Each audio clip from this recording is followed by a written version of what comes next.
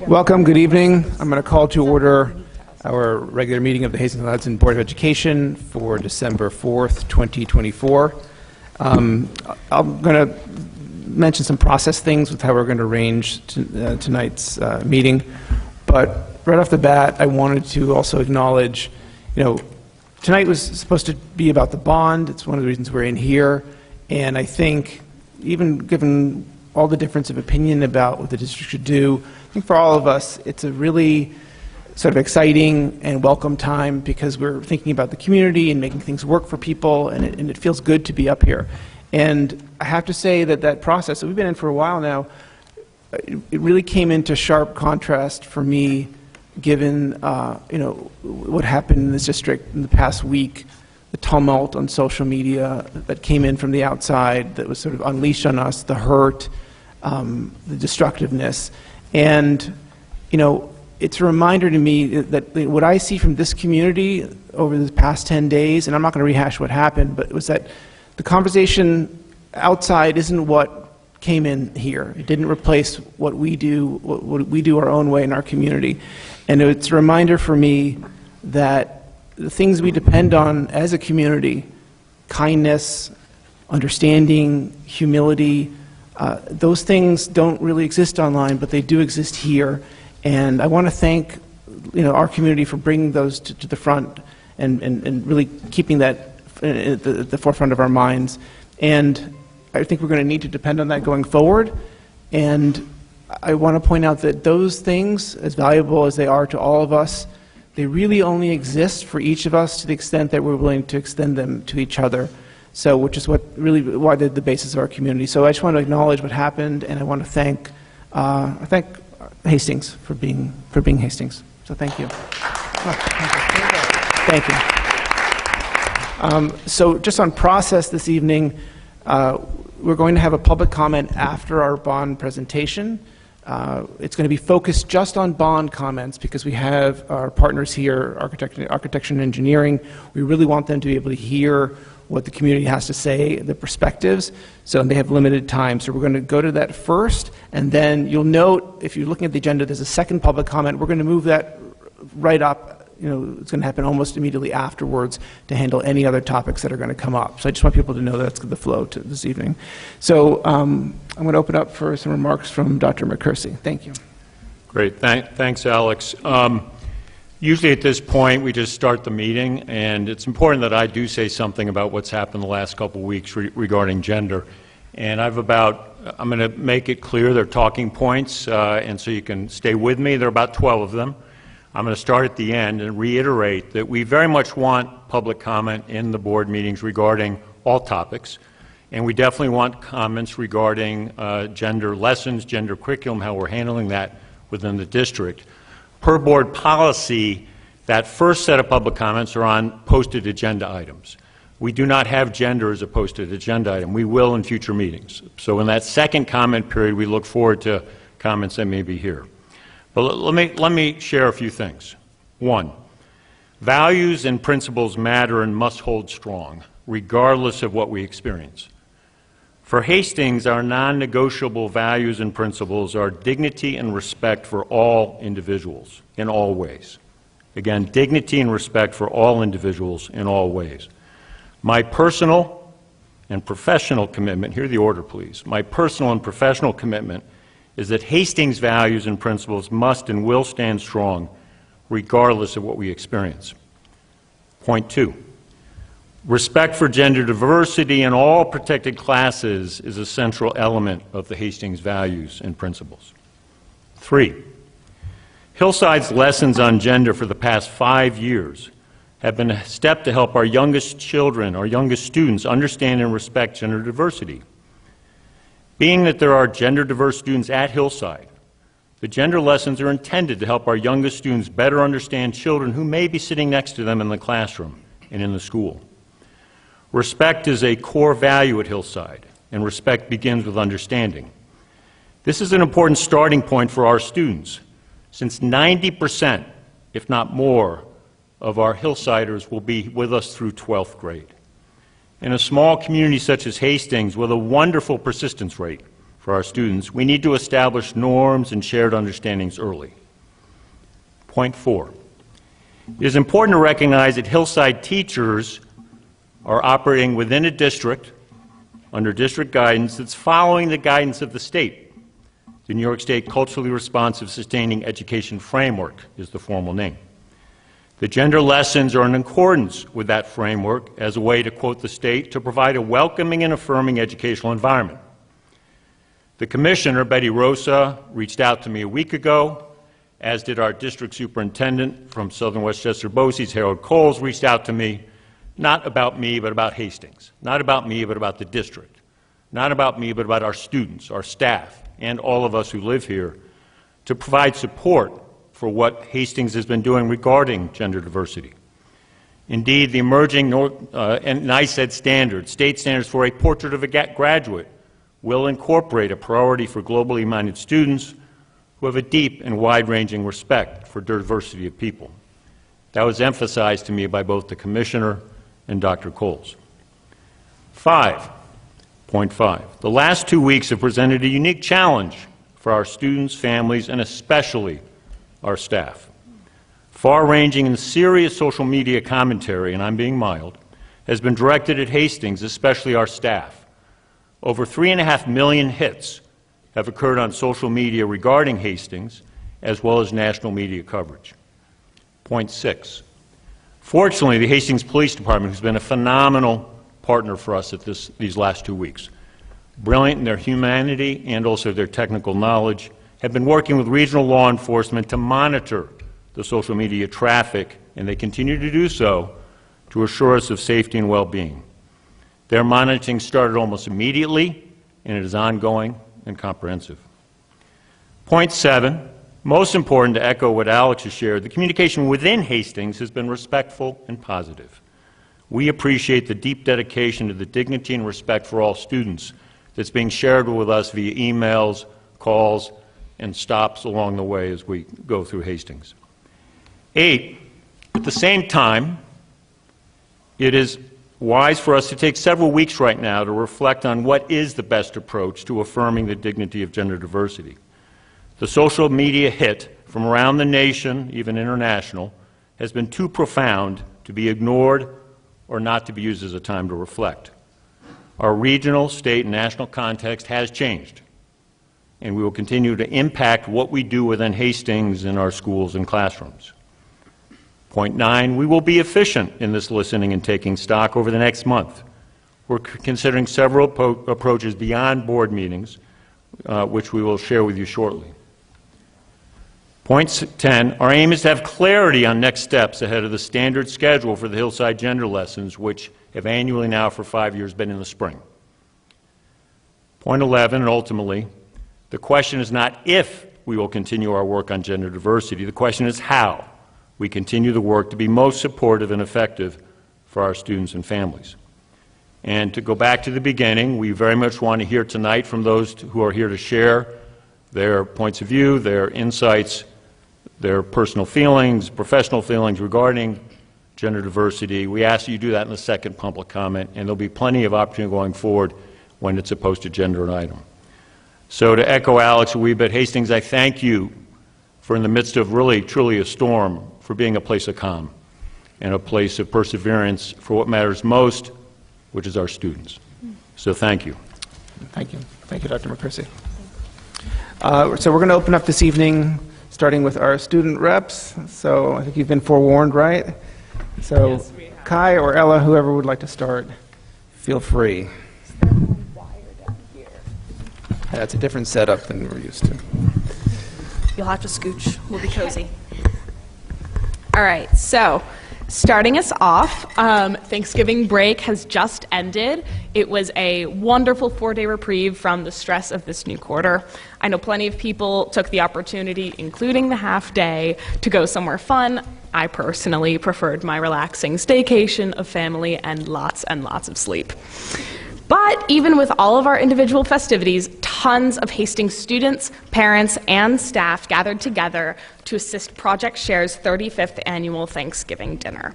Nearly 700 people were brought to the high school from all over Westchester and New York City for an evening of food, games, singing, dancing, and overall holiday excitement.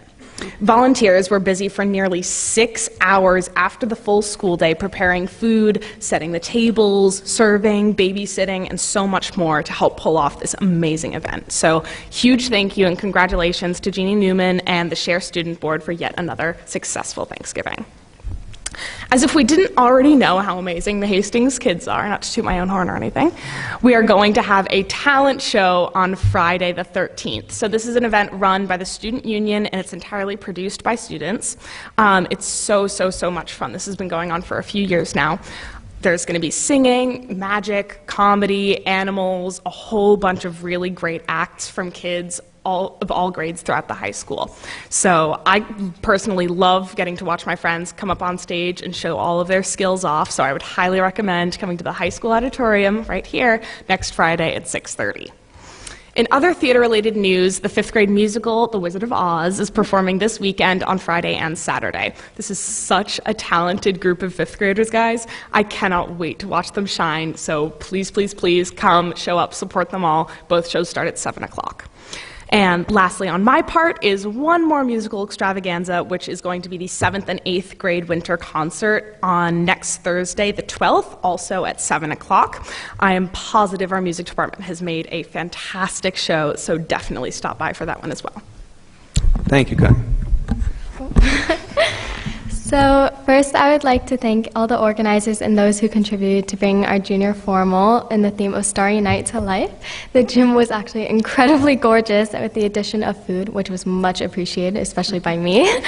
And I would like to say that I and so many others will definitely have fond memories of that night, and will carry it throughout our lives. Now, on November 23rd was Hastings-on-Hudson's first hosted Model United Nations conference in over 14 years, which was attended by schools all over New York. Mock committees covered topics surrounding space militarization, tourism's environmental impact, and more. Currently, Model UN has over 20 members, with Adela Mialchescu and Lyra Candelier as the president and vice president, and their faculty advisor, Mitchell Wilson. And I believe this is such an amazing event and accomplishment for them. And now going into the present time, tomorrow is Junior College Night, which is a junior college information session that is hosted by the Hastings High School Counseling Department. The presentation will include junior year college information, along with a panel of college representatives that will be speaking about the college process and answering questions submitted by Hastings community. After 3 p.m., the presentation will be available to view at any time via email, and will also be posted on the HOH school website under the High School School Counseling tab, and then presentations. And lastly, I would like to give a huge congratulations to all the varsity teams who earned the NISFSA Team Scholar Athlete Award, which includes both varsity boys and varsity girls cross-country teams, varsity field hockey, varsity football, both varsity girls and boys soccer, varsity girls swimming, varsity girls tennis, and both girls and boys varsity volleyball. So huge congratulations to all of them. And that's it. Oh, thank you. Thank you both very much. So we're going to move on to our first presentation on the bond. If I can sort of preface it a little bit. First of all, I want to thank the administrators, our AD, Drew Wendell, middle school principal Scott Wynn, high school principal Andy Clayman. Thank you for being here to pitch in. And also I want to welcome our presenters tonight, Rena Mandy, Matt Milnemo, Bob Kernan. I haven't met you, I'm afraid. I'm sorry. Jim is with PBBW. Okay, I'm sorry. Hi, Jim. Thank you. And just to sort of, so where are we at? What's going on with this presentation?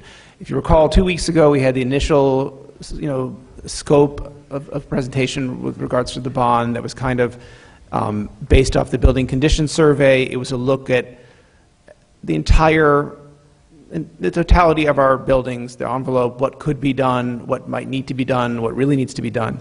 And after some input back from the board and from the administration, we had asked our partners, architecture and engineering firms, to do a deep dive and really parse out what might be even more essential. And so what they're coming back with us tonight is an initial look at exactly that.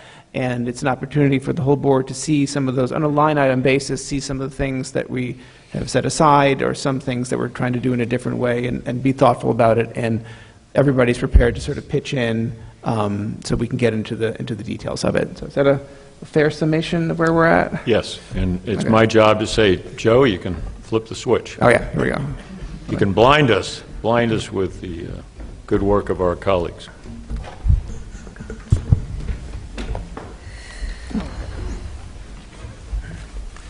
Hi Matt, how are you? Hey, Alex. I guess we also have it in this book in front of us if it's...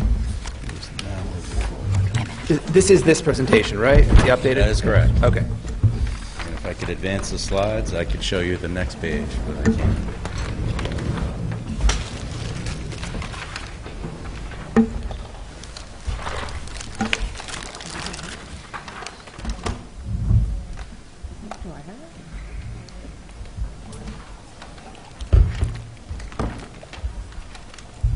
Sorry, everybody.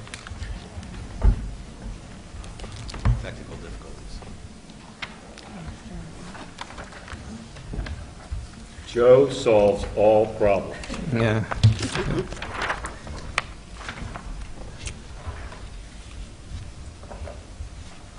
Thank you.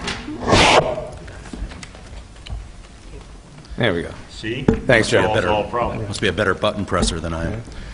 All right. Thank you for coming tonight. My name is Matt Milnamo. I am an architect. I'm the principal of Land Associates. Danielle Farrell is my co-pilot, but she couldn't be here tonight. Rena Mandy from PBDW. Bob Kiernan from the LA Group. Bob Kiernan and the LA Group are Land's design partner in this process. PBDW is the school district's design architect. And Kevin Sawyer from Triton Construction is the school district's construction manager. Can everybody hear? Can everybody hear me okay? Good. Okay. So brief agenda here. This is the topics that we're going to go over. Having heard the feedback from the community last time, we've taken some steps to refine the program, to refine the cost of the project, and also really to back up a little bit and refine the message. I think it came to light that some people who attended the last meeting might not have seen prior meetings, and I think we have to back up a little bit and give you a brief history of how we got to today. So this pre-referendum process includes three components. There's an athletic field component, BCS or building condition survey components. Those are capital improvement projects that we identify through doing a building condition survey. And additions and renovations at the Farragut complex that were recommended by PBDW through a long-term study. Our process is to assess the conditions of your facilities, develop a scope of work, and do what we're doing now, engage with the community. So from PBDW, is Rena Mandy. Hi, Rena. All right. Hello, everyone.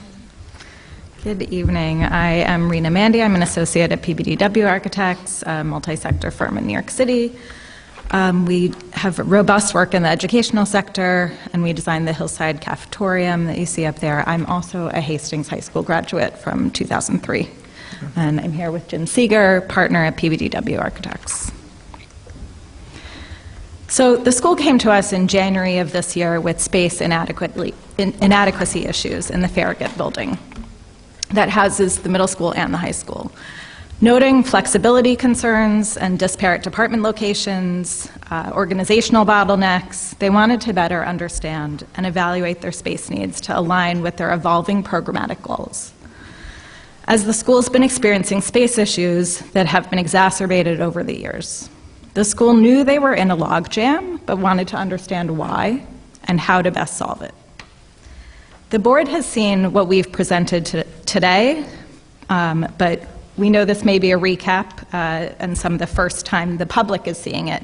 So we'll take you through our work and what we've done. Just to back up a bit, looking backwards at the school, the building's grown over time, starting with the Farragut and Washington wings in 1902 and 1911, the Mount Hope addition in 1925, and then the Central Connection and School Street High School wing added in 1931, establishing the main guts of the building that we see today.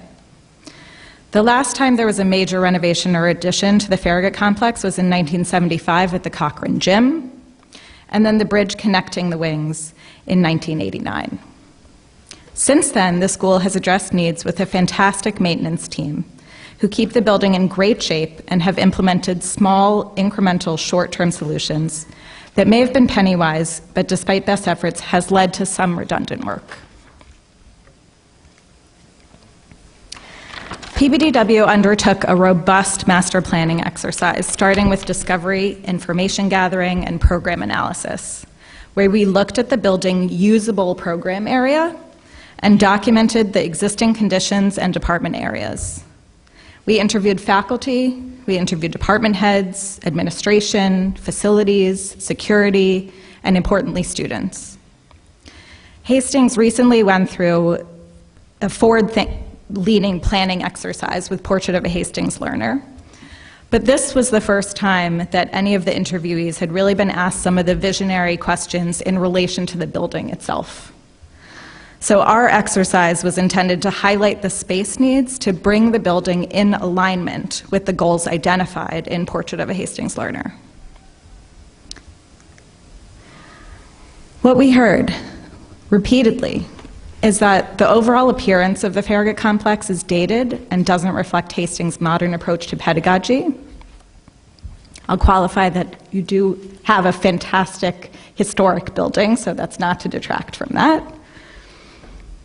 Wayfinding in the building is confusing and creates bottlenecks, that there are structural impediments to achieving the goals of Portrait of a Hastings Learner with the existing organization of spaces and without flexible learning and meeting and workspaces, and that there's limited interdisciplinary collaboration due to spaces that feel confined. What we learned a lot about the school from this robust exercise. It took from February through April, the planning exercise. We learned that the Farragut Middle School is extremely tight on space, something that has been experienced, but after the analysis, we had some data about why that was the case. So the middle school occupies less than 30% of the building program floor area for 50% of the students. Every classroom is programmed throughout the day, and students often bump into each other in corridors. We learned that the school is using space very efficiently. More than 85% of the building is used for learning spaces, classrooms, athletic facilities, auditorium, student common areas, library, cafeteria, counseling. Admin offices are only 5% and facilities 8% of the building area. But the school needs more flexible spaces for department meetings, group study areas, special education, individual meeting spaces, quiet testing areas, and informal and breakout spaces are one of the biggest concerns across all disciplines. We learned that classrooms are undersized for today's standards. This is a chart of the classrooms, high school on the left, middle school on the right. And red on this chart indicates classrooms that aren't large enough to accommodate 25 students when using 30 square foot per student as a recommended guideline. Purple are classrooms that are less than 770 square foot, which is a minimum state aid size for building a new classroom today for middle and high school level. You can see that there are very few classrooms that are neither red nor purple. In fact, most are both. Less than a quarter of the classrooms are adequately sized for today's standards in the middle school and none in the high school. Classrooms need modernization, outlets, smart boards, new flooring, ceilings. The school's population may not have grown over the years, but teaching standards and pedagogical needs have evolved greatly. The number of teachers and specialists have grown. The need for breakout space and flexibility in classroom layout has grown, and this diagram helps to give an idea of space needs. Code dictates about 22 square foot per student in red. The current usage is more like 28 square foot per student in yellow, and our analysis used 30 square foot per student, but a target classroom arrangement is really more than that, 34 plus square foot per student for flexible teaching environments, group work, and project-based learning. So because the classrooms are undersized, rooms are at a premium and project-based learning happens in little leftover space that teachers are able to find, sometimes hallways, though it could be better served in dedicated breakout spaces. The blue lecture room, where the board meetings usually occur, is one of the most desired rooms in the building because it's the only real flex space that's not programmed for one specific department. We also learned that accessibility is an issue at the school, that there's no chorus room, and all of these issues are among other needs identified and presented to the board in May of this year. Notably, the cafeteria is too crowded, with lunch lines being long, giving middle school students too little time to eat, and access to the cafeteria is congested from the middle school hallways. Furthermore, there are no student bathrooms directly adjacent to the cafeteria, which is problematic for control of student flow during lunch.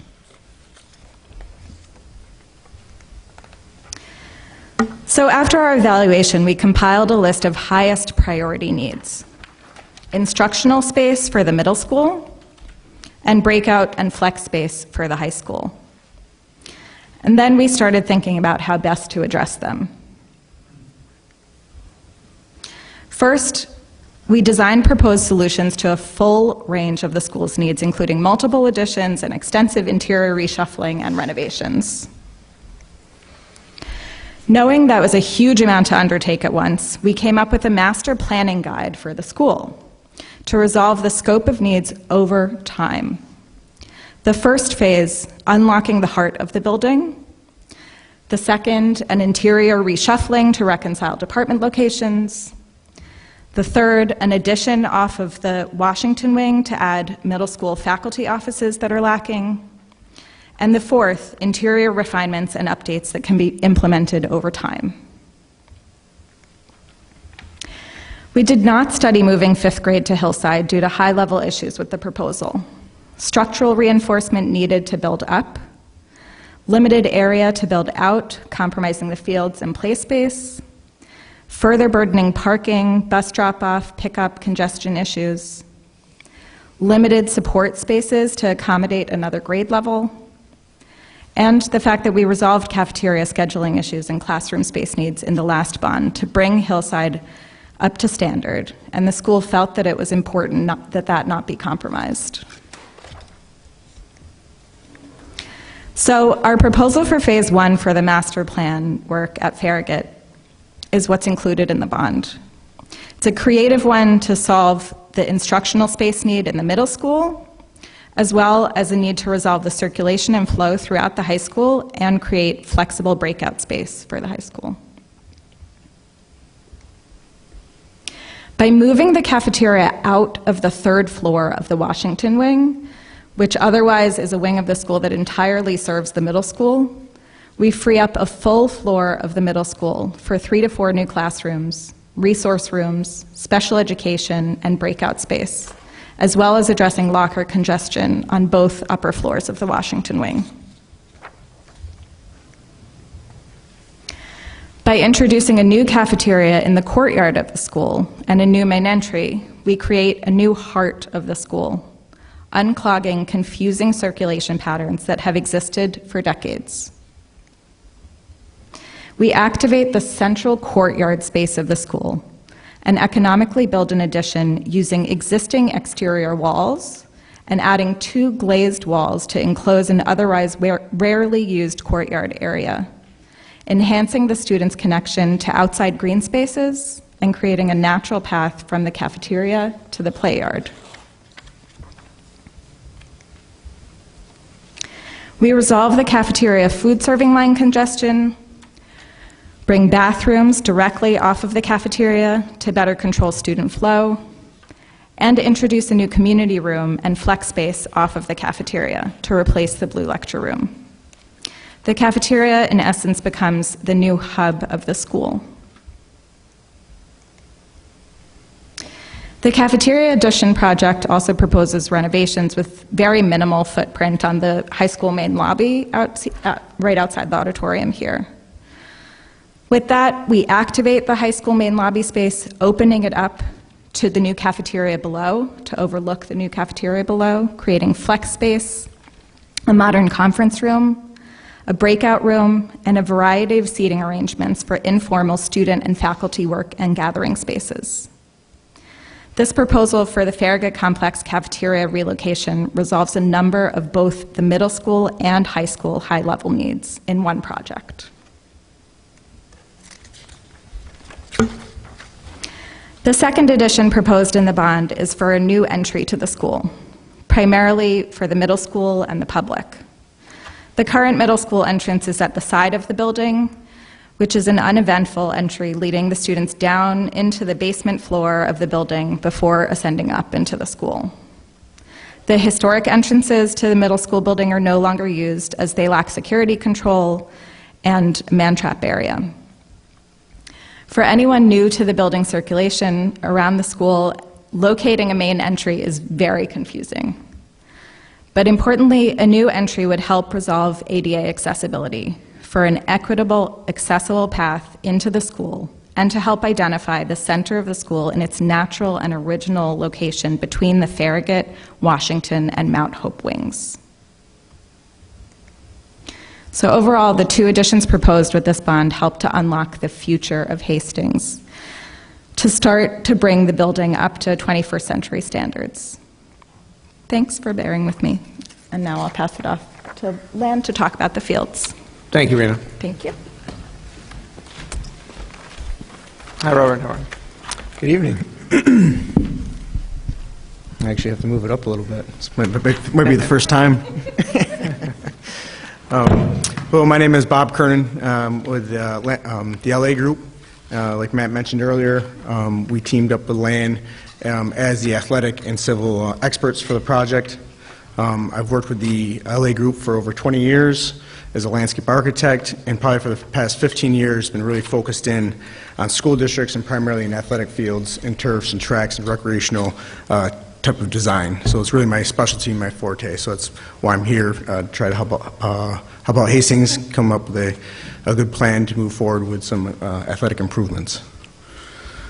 So, like I said, I was brought on for an evaluation and design and trying to help out to provide more use of their Burke State fields, because unfortunately, due to environmental, due to rain and just poor soils and stuff like that, the fields don't drain that well, so you're losing a lot of use. So I was brought on to try to evaluate ways to improve and increase usage for all the fields. Also here to evaluate how to maybe potential opportunities to convert natural turf to synthetic turf in order to help with that usage issue, as well as the associated amenities that come with field design, lighting, parking,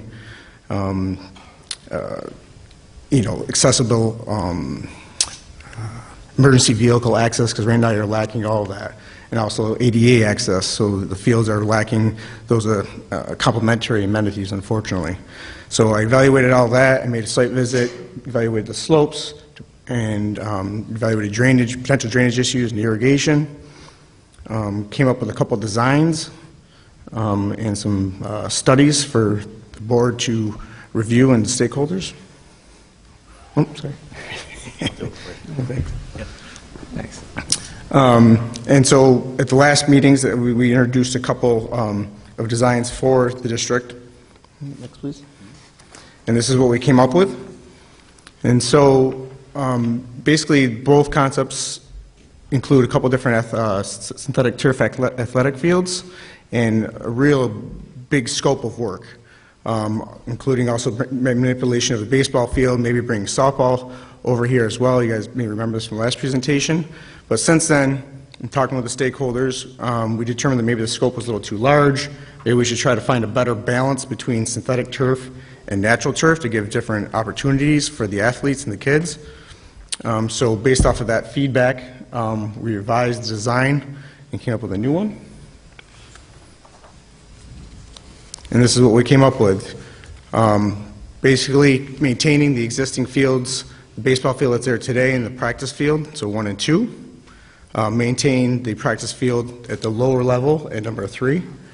And then providing a new synthetic turf field at number 4, and that'd be the new complex and the improvements that we would propose for the bond and for this project. Amenities with the field would be a grandstand, approximately 500 seats. Some, like I said, was lacking parking at the site, so potentially up to 30 parking spaces. Additionally, there'd be room for the vehicle access and emergency vehicle access up there for turning around as required by the state. And then something that a lot of people may forget about during early on the design is all important stormwater aspect. So number 7 is where we anticipate putting a bioretention basin to deal with stormwater management per the New York State regulations. And because I feel that some people, if you're not an architect or a landscape architect, have difficulty reading plan views, our company was able to develop some 3D renderings. Take this with a grain of salt. These are just very schematic, but it helps to start to see the different levels, the topography, the site walls that will be required in order to build a field. Also gives you, in the top right-hand corner, a little nice rendering of what it could look like. Excuse me. Graphically, as you can see, it has the field lights. And at the top, at the top of the upper field, you have the driveway cutting into the hillside there a little bit, so it needs some retaining walls up there. The grandstand will be built into the hillside. We'll regrade the synthetic turf field with a crown, as all fields are. So you have versus the cross pitch that you have on the field today, so it'll improve the quality of the field itself. And then as you work your way further to the lower field, there'll be another large retaining wall there to hold up the new synthetic turf field, and we'll maintain the lower natural turf field the way it is today. Along with this, we also provided cost estimating. So you'll see in slides to come that you'll see where we started at from a cost standpoint and how we broke it down and how it came down lower because we lowered the scope of work, and so kind of went hand in hand with one another. This slide just shows some examples of what we've done in the past at the LA Group. Just some synthetic turf fields, one with a track, one on the top left's the most recent one that was completed for me this fall, and then there's some other ones that are a little more local, Dobbs Ferry, Newfane, and I forget the one on the top right, which is embarrassing, but I can't remember which one it is. but anyway, just some examples of what synthetic turf is. Nothing. So some of the benefits is some people may know, may or may not know. And the reason why we're saying we're proposing synthetic turf is primarily to increase the usage, to really give the students a place to play, not have to cancel games and have to the last second reschedule and organize and move kids to different places. And the increased usage not only helps the school district, I think what I've heard in the past comments and discussions is it's really could be an opportunity to help the community too, because there's not really any other field usage for them to use, and it really just increased the amount for everyone, not just the school district, but the community alike and different programs. The reason why you can use the fields more often is because the water freely drains through the synthetic turf into a drainage system, and pipes that then take the water to the bioretention pond that I discussed earlier. And so the water can just then go through, and after a 2-inch rain event, 1.5-inch rain event, literally half hour later you can be out there playing. So the drainage characteristics of the field really help you get out there a lot more often.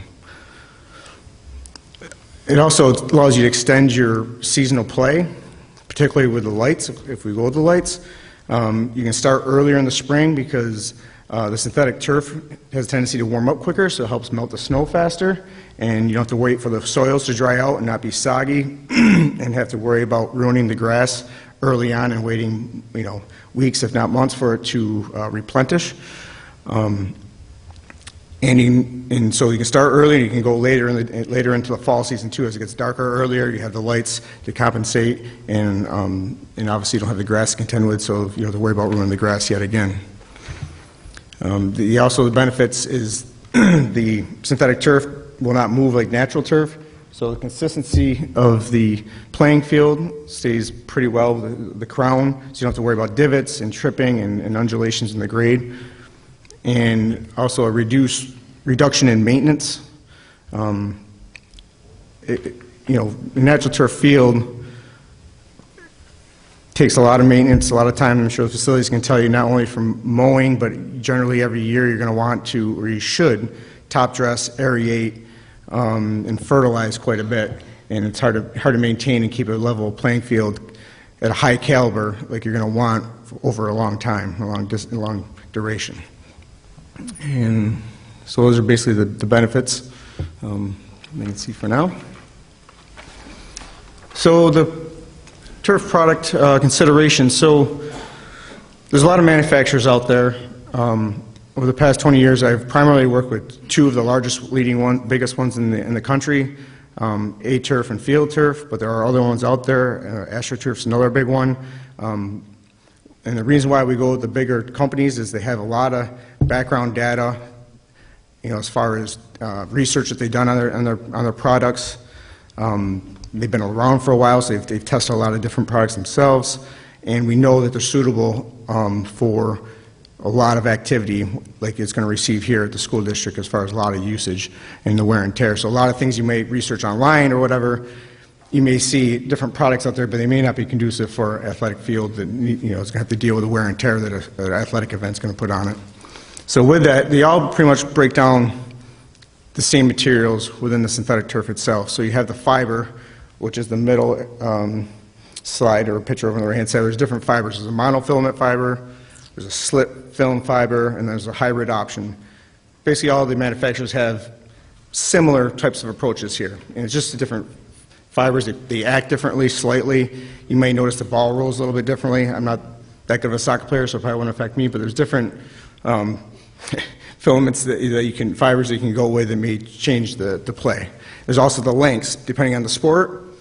Football, if you're doing a multi-purpose, you might want a taller strand so you can get more rubber in there. So for safety factors, you're going to want to do that. If you want a field hockey field strictly, they like a lot smaller, so there's decisions to be made there. And probably should start with, not that we need to make those decisions tonight. This is just kind of what's to come, just want to let you know what the turf systems are about. Some of the systems have a shock pad underneath the turf. So if you go with a thinner profile of the fibers, then you might want a shock pad, just so it's a little softer, again, for concussions and stuff like that. Some companies do not recommend the shock pad if they do have a taller fiber and more rubber, because they have all the rubber in the fiber already, so that's really getting their shock attenuation at versus having the pad under below. A question may be, well, why wouldn't you do both? You can, but sometimes it gets a little too soft. It may be soft and the ball may roll different, your footing may be a little different, so it's not necessarily one-to-one like you have to do one. So if you have enough rubber, you can be okay and still meet the shock attenuation and the standards for head injuries and stuff like that. Then there's also tough gauge. So in the bottom right-hand corner, you can see the vertical lines going across. Those are the tough gauge. So there's different spacing between that. So there's different philosophies. Some say the tighter the gauge, the better footing you get. Others say a little bit wider of a gauge, you get more rubber in, and the rubber gives you the better footing. And that's just more of a preference. A lot of times when we come to school districts, we'll ask the athletic directors or the coaches, what fields, synthetic turf-wise, do you like to play on the best? And then we find out what those are, because sometimes I can tell you it's a half inch or 3/4. That doesn't really mean much, right? It's really the playability in which you feel when you're out in the field and if you like it or not. So it's usually a starting point, if you will, for a selection process. And then the big item is the infill type. There's quite a variation of infills. And go to the next slide. So the most standard infill type is crumb rubber. You may have heard of it. It's made of recycled rubber tires, and it's mixed with sand. It takes up maybe 90% or more of the market. So it's used a lot. The perception is that there's some toxicities to it and maybe dangerous, so that it's kind of a perception that's out there. I'm sure a lot of you may have heard of this. Maybe a slightly deterrent thing is that also it gets a little warm in hotter days. I'll get into that a little bit more later on. And I guess one of the benefits is it's recyclable, meaning when you have to replace a synthetic turf field 12, 13 years after installing this one, you can actually, they have machines for it, they can actually take the existing rubber and sand and infill out of the field, clean it, and then reuse it. You might have to bring in a little bit extra at times, but I think it's a pretty big advantage, other than not only from a cost standpoint, but from a recycling standpoint. I think it's a great process that they came up with. As far as maintenance, all maintenance is generally the same, just in the amount you have to put behind it. There's always going to be grooming and decompacting of areas, depending on how much you use the field. You're going to have to add some of the rubber infill in certain locations. For instance, around the goal areas, usually you have to redistribute as it gets kicked around a little bit more. If you had a baseball field, usually it's at first base, pitcher's mound, home plate. So those wear and tear areas, you just have to stay on top of it and bring additional fill in or just rake it to move it from one spot to the next. Then there'll be annual GMAX monitoring, and GMAX monitoring is it's a calibration and a test that they do on the field itself to see if the attenuation is in with tolerance so that it's not prone to injury. So it really tells you how soft or hard that the field is. So it's recommended you do that annually just to make sure you're within those tolerances so kids are safe out there. And then lastly, as you can see for the cost, this is the least expensive because it is the most typical and cheapest product that they have, or least expensive, I should say. So one step up from there is PDM or EPDM rubber. It's a recycled virgin rubber. Again, it's mixed with sand, so very much like the Chrome, just a little bit different process, and it's a virgin rubber, not recycled tires. The product is likely to have less contaminants, just by the pure fact that it's a virgin rubber. It is definitely more commonly used down in this area. I found that through my research over the past week or so. And so just FYI, it's the same as Chrome rubber when it comes to heat, and it can be recycled as well, just like the Chrome rubber. And the maintenance is virtually the same, but there is, of course, just like with anything, when you get virgin rubber materials, there's an upcharge. So in the upcharge in this case is around $130,000 to go that route for that type of infill. And again, I should just remind people that I'm here to not say what direction to go. I'm just here to give the information as best I can, so you guys can make your decision and at some point and see which way you feel you want to go with the product. Another option is a coated sand. It's basically a sand with an acrylic coating on top of it, around it. This would require that shock pad that I mentioned earlier because it is sand and not rubber, and its tendency to compact and be harder, so you would need the shock pad. It can be, because it is, again, sand, a little bit more abrasive and maybe a little scratchier, but I don't think it's a reason not to go with it.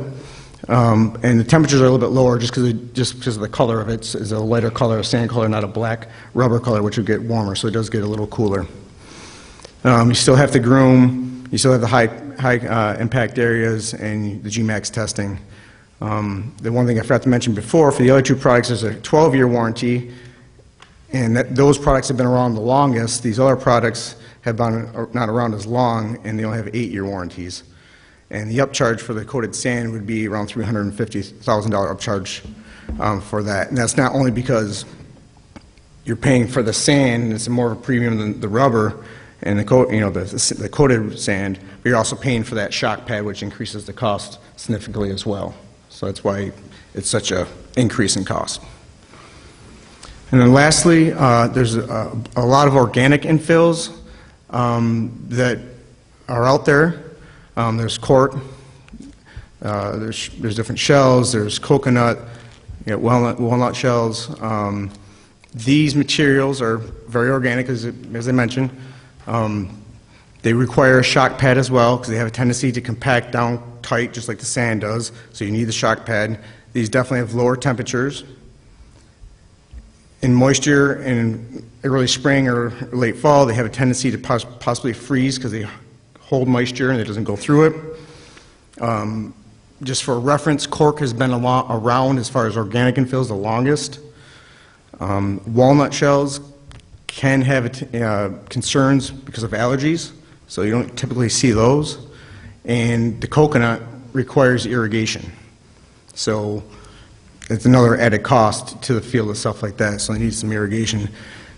What I found in my experience in talking with the vendors, the biggest suppliers in the country, is that, you know, one came up with the cork, and then the competitors need to come up with something else, and organic and cheaper, so it's a big, almost like, you know, I'm doing this, you're doing that, and just trying to make some money and try to sell a different product. And I'm also finding that there's not many in the state, if the country, that use a lot of the organics because they have some problems with them, as far as they can tend to displace more often. You get some heavy rains, they compact, and it just takes a little more maintenance to redistribute the cork. It has a tendency to float more, it's more buoyant, so it's a lot more maintenance there. They also have a tendency to break down. It's an organic material, right? So it's not going to stay in its full contact as it was originally placed. So it's going to break down into finite particles, therefore clogging some of the drainage potentially characteristics, and therefore needing to replace this and not being able to recycle it after 6, 7, 8 years. So that's just something to take under consideration as well with that product. So it might be a little bit drawn out, but I at least wanted to go through the most popular infill systems that are out there for the board's consideration as we move forward. I guess next one. So this is a list of surrounding school districts that have synthetic turf fields. There may be more. There may be, these are definitely ones that have them, but there could be a lot more out there. This is something I was able to pull together. What I was attempting to do is not only show you where there's synthetic turf fields around locally, but also the type of infill systems that they use. I wasn't able to come up with all of them, so there's a lot of ones missing. But as you can see, the ones I were able to find were mainly EPDM and the crumb rubber, and Irvington did have an organic, Matt, correct me if I'm wrong, but it is my understanding. Corconut. Corconut, okay. Yep. And so you can see basically just the top two, like I originally explained, I think that's where most people are trending to use for not only cost reasons, but just maintenance, upkeep, and long-term use of the field and shock attenuation. So it's a pretty powerful list here. 61 schools, like I said, there could be more, but it's quite a few. Next, please. So a lot of the, you may hear a lot on the news and readings and findings of the crumb rubber or the PFAS in the plastics that are used, and its safety and how safe those products are to be used in the environment. But something to note is in 2026, it's been mandated by the state and the EPA, Environmental Protection Agency, that all turf products starting in 2026 need to be PFAS free. So they can no longer manufacture their products using PFAS products. With that said, majority of the major players, synthetic turf manufacturers, are already changing manufacturing, and some are even there today. So they knew this was coming, so they've definitely put the effort in to make sure they're going to be PFAS free. It doesn't say there won't be PFAS in the fields, because it's not just in those plastics, and plastics everywhere. It's in all sorts of things in the environment that can get contaminated in and brought in. Just the manufacturing of it will no longer have the PFAS in it. So that's good news for everyone, I believe. Additionally, the EPA issued a report in 2024, just recently, titled Tire Crumb Exposure Characterization Report. It's a very long, extensive report. The link's up there, so I encourage people they want to learn more about it, can go to that.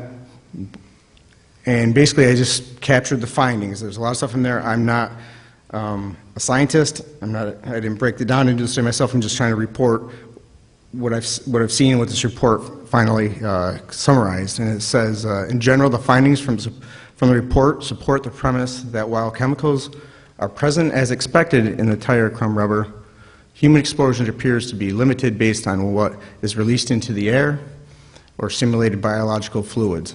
And so they're not finding it to be any more harmful than other products out there, in my opinion. But again, I encourage people to look at the report if they want to learn more about it.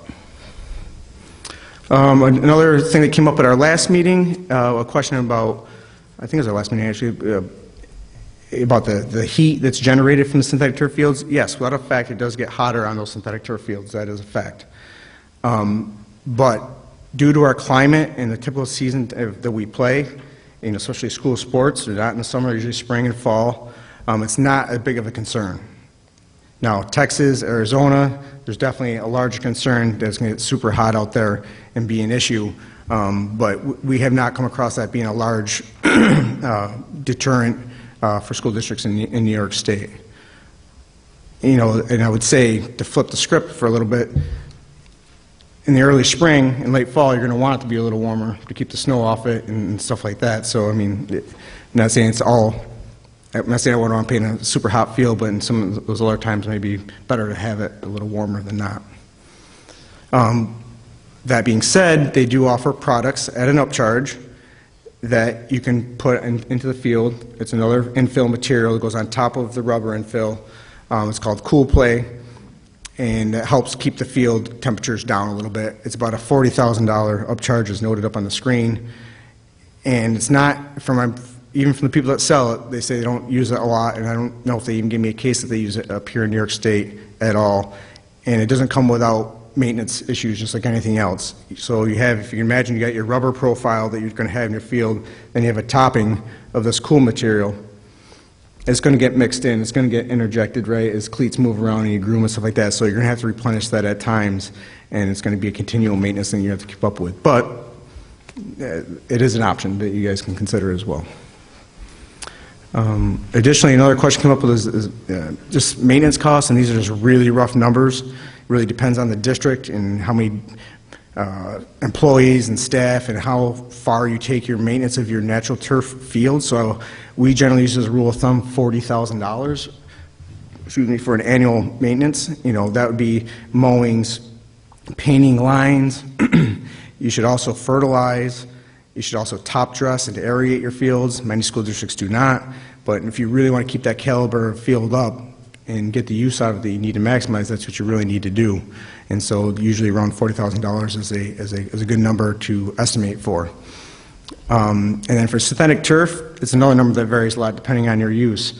In the first year, you may have $0. Other years, you may have, well, let's say $0. You'll have some grooming of maintenance staff and stuff like that, but nothing of huge value. But over time, you may have to replenish some more of the rubber as it gets kicked around, and you have to groom it. And so it's not a lot of work, but so generally we use the rule of thumb, $5,000 for that. And then obviously at the end of the life of it, you have to replace it, but it's not really maintenance, that's just starting over pretty much. And that's it.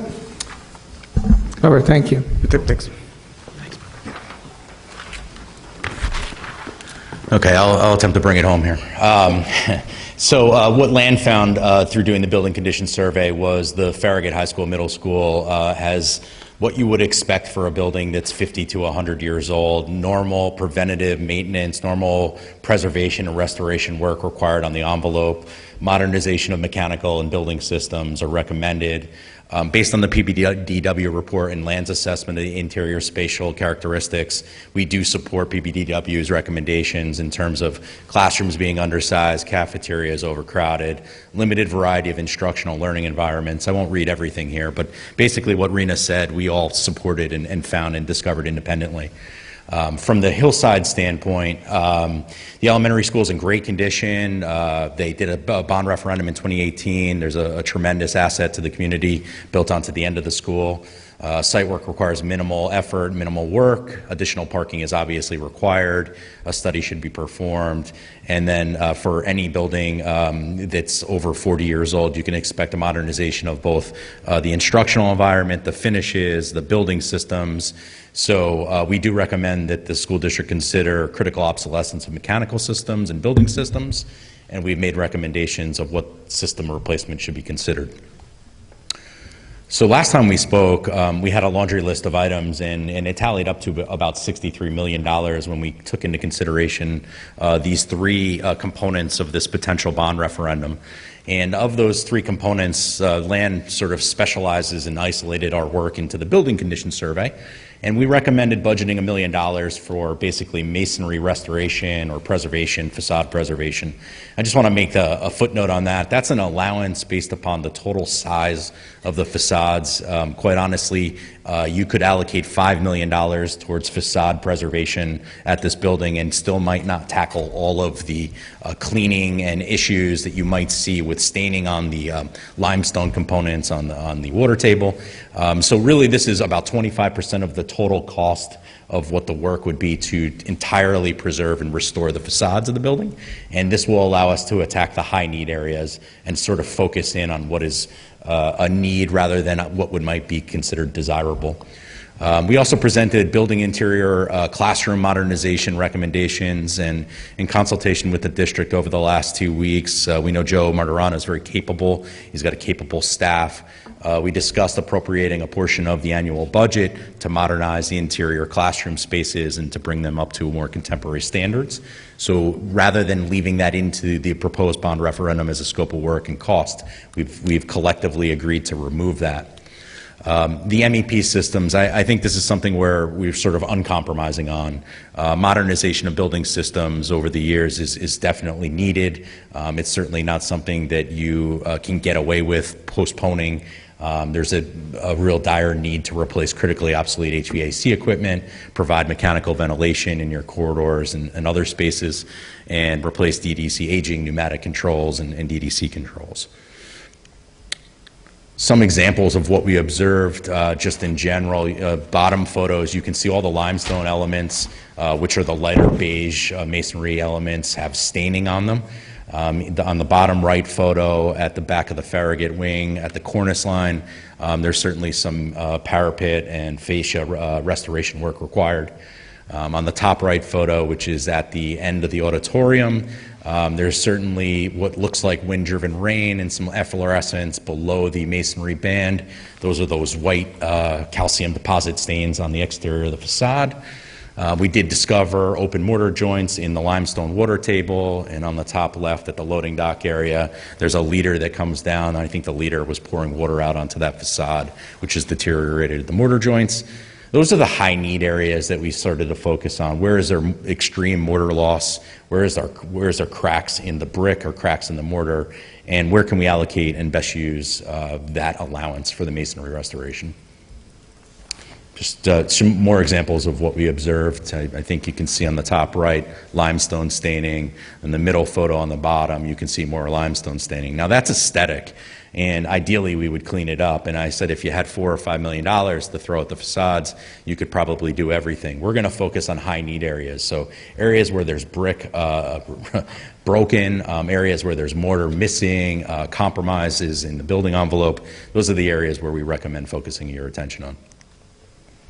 And then from MEP or building system upgrades, not to get into too much detail here, I'm an architect, not an engineer, so I won't get into the nitty-gritty and technical aspects of that, but you do have HVAC equipment that's reached the end of its serviceable life. You have mechanical ventilation needs to bring the building up to current code. The 2010 building code required mechanical ventilation in corridors. The building, when it was designed, had natural ventilation, and for the time that it was designed, met the code.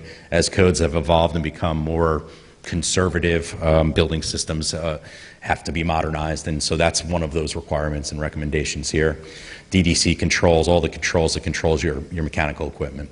An electrical service is likely required to both support other portions of the project, whether they're building additions or athletic facility improvements or just in general, the electrical distribution throughout the building to provide additional outlets. At the Hillside Elementary School, we did make recommendations to perform a parking study, a drainage study, to replace the windows in one portion of the building. And again, the building interior, so modernized classrooms, which consist of flooring, ceiling, lighting, and casework replacement. Again, in consultation with the school district and based on Joe and his team's ability to complete that work, potentially using a budget appropriation, we've decided collectively that we could remove that and move that to what would be considered a want column and something that the school district could do internally, and we can remove that from the bond proposition. So more mechanical system upgrades here at Hillside, replace 4 heating ventilation units, provide mechanical ventilation to bring the building up to code, replace pneumatic controls, you have lead positive water piping in the building that should be replaced, and your boilers are approaching the end of their serviceable life at 35 years old. So if anybody wants to see the nitty-gritty of the bowels of your mechanical systems, you're looking at a damaged boiler casing, an existing heat and ventilation unit, some pneumatic controls. We have more modern controls now. You have some valve replacement, piping replacement that are depicted on the bottom photos. So where we were was a $62.3 million budget depiction or forecast of a bond referendum based on everything that we saw. And quite honestly, we take everything that you see and everything that we see and we throw it at the school district and we start to prioritize it through this building condition survey process. And we talk about what are the high need areas. And from a design perspective, as a design professional, we view the envelope being dry, the spaces being warm and having proper ventilation as the highest priorities. And I'm pleased to say that the school board and the school district agree with those approaches and wouldn't compromise removing those items out of our recommendations. So we were tasked to take, and based on the community feedback, and I think it's valid, is to bring a more affordable proposition to the community, taking into consideration the overwhelming attendance at the last few meetings. We can see your community is passionate about making improvements to your school district, yet you don't have endless amounts of money to print, and of course that's the same for any school district. So what is the right balancing act of affordability to comparison of need? So we came back and we took a look at everything and we rebuilt an estimate based upon some of the changes that you've heard from me today. I think some of the strongest concerns at the bottom are the high price tag, the impact of the student experience, and focusing on needs over wants. So what you have here is a revised bond referendum budget. You saw this version last time, although the line items that are in this beigeish, orangish color, those are the items that we focused on: removing scope, removing cost, reducing cost. And so starting from the top right, in terms of the cafeteria renovations, a reduction in the cost per square foot by using in-house recourses. Farragut interior renovations, we've removed that line item. Those are your classroom modernization, your casework, your lighting, your flooring replacements. And in terms of the athletic facility and field improvements, we took at the Burke Estate, where you see that particular section of the spreadsheet, installation of 1 synthetic turf field rather than 2. We did reevaluate the cost of the synthetic turf field, as we were going to continually do throughout the course of the project, starting with a conservative budget. And as we learn more about the site and we do our due diligence on the property and we learn more about the soil characteristics, drainage characteristics, we hope we'll continue to be able to reduce our budget forecast for the construction of athletic field improvements. There's athletic field lighting, which initially considered lighting 2 fields, and so that cost was reduced. There were dugouts and drainage improvements to the natural grass fields that were all removed from the project. Going down to Hillside, replacing the windows and doing the interior renovations was stripped out. Now, all of that takes a total cost of $62.38 and change million of a total budget forecast down to $43.3 million. And that is a substantial cost reduction based on your feedback from the last time we met. So I think that really summarizes, for anybody who's wondering when this may happen and the timing of everything and has concerns, we always take into consideration the timing of the project, how we're going to accomplish this both over multiple summers, and how that accomplished schedule impacts the total cost of the construction based on escalation rates. So this is where we summarizes 1 through 8 is what we've done. Number 9 on the top right is basically where we're at today, and items 10 through 17 are activities or tasks and milestones that we'll need to accomplish in the future. And I leave that up to both the Board of Ed and the public to ask questions. Matt, thank you. I'm going to open up for board questions to start with. Hi.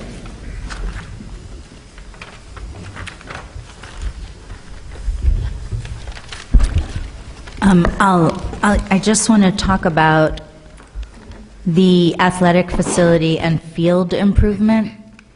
I can imagine that there will be community members who feel like we're doing the work, so why the reduction in the sports? I can already sort of sense the community anxiety about the reduction in this. From 2 to 1? Yeah, from 2 to 1, from 2 fields to 1, and from 2 lighted fields to 1 lighted field. And if we remove the drainage improvements of the grass fields, so we're saying we leave 1 field as grass and 1 field as turf, and we don't do drainage improvements to the grass fields, even though it's necessary. Drainage improvements would improve the playability and the ability of the water to perk through the soil. And it's my understanding the school district has done some drainage improvements at those grass fields.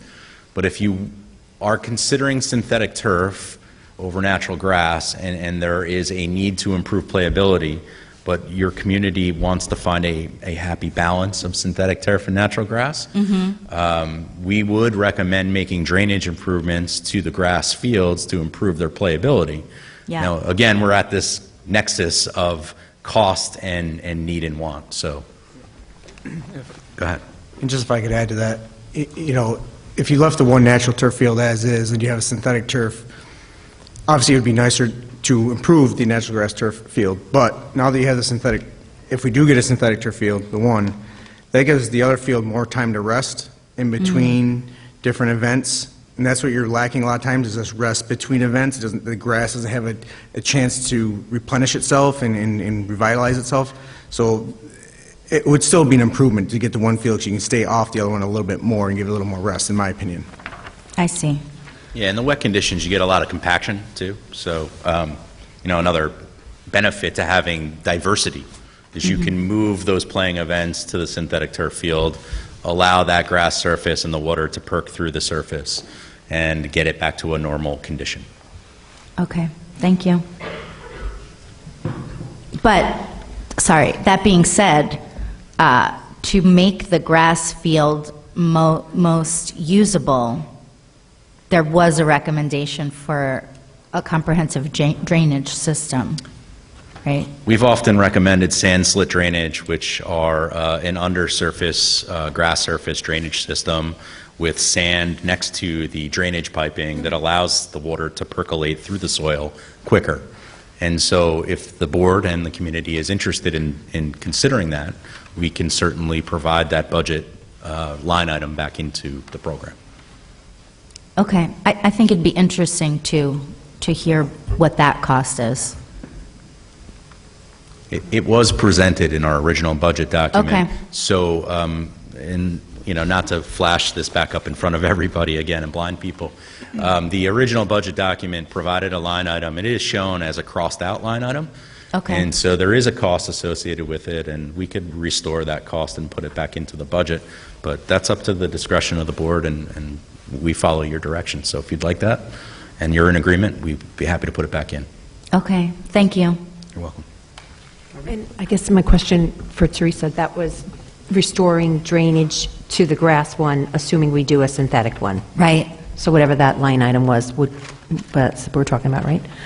I had a question on the whole idea of the shock pad, shock absorber. Yeah.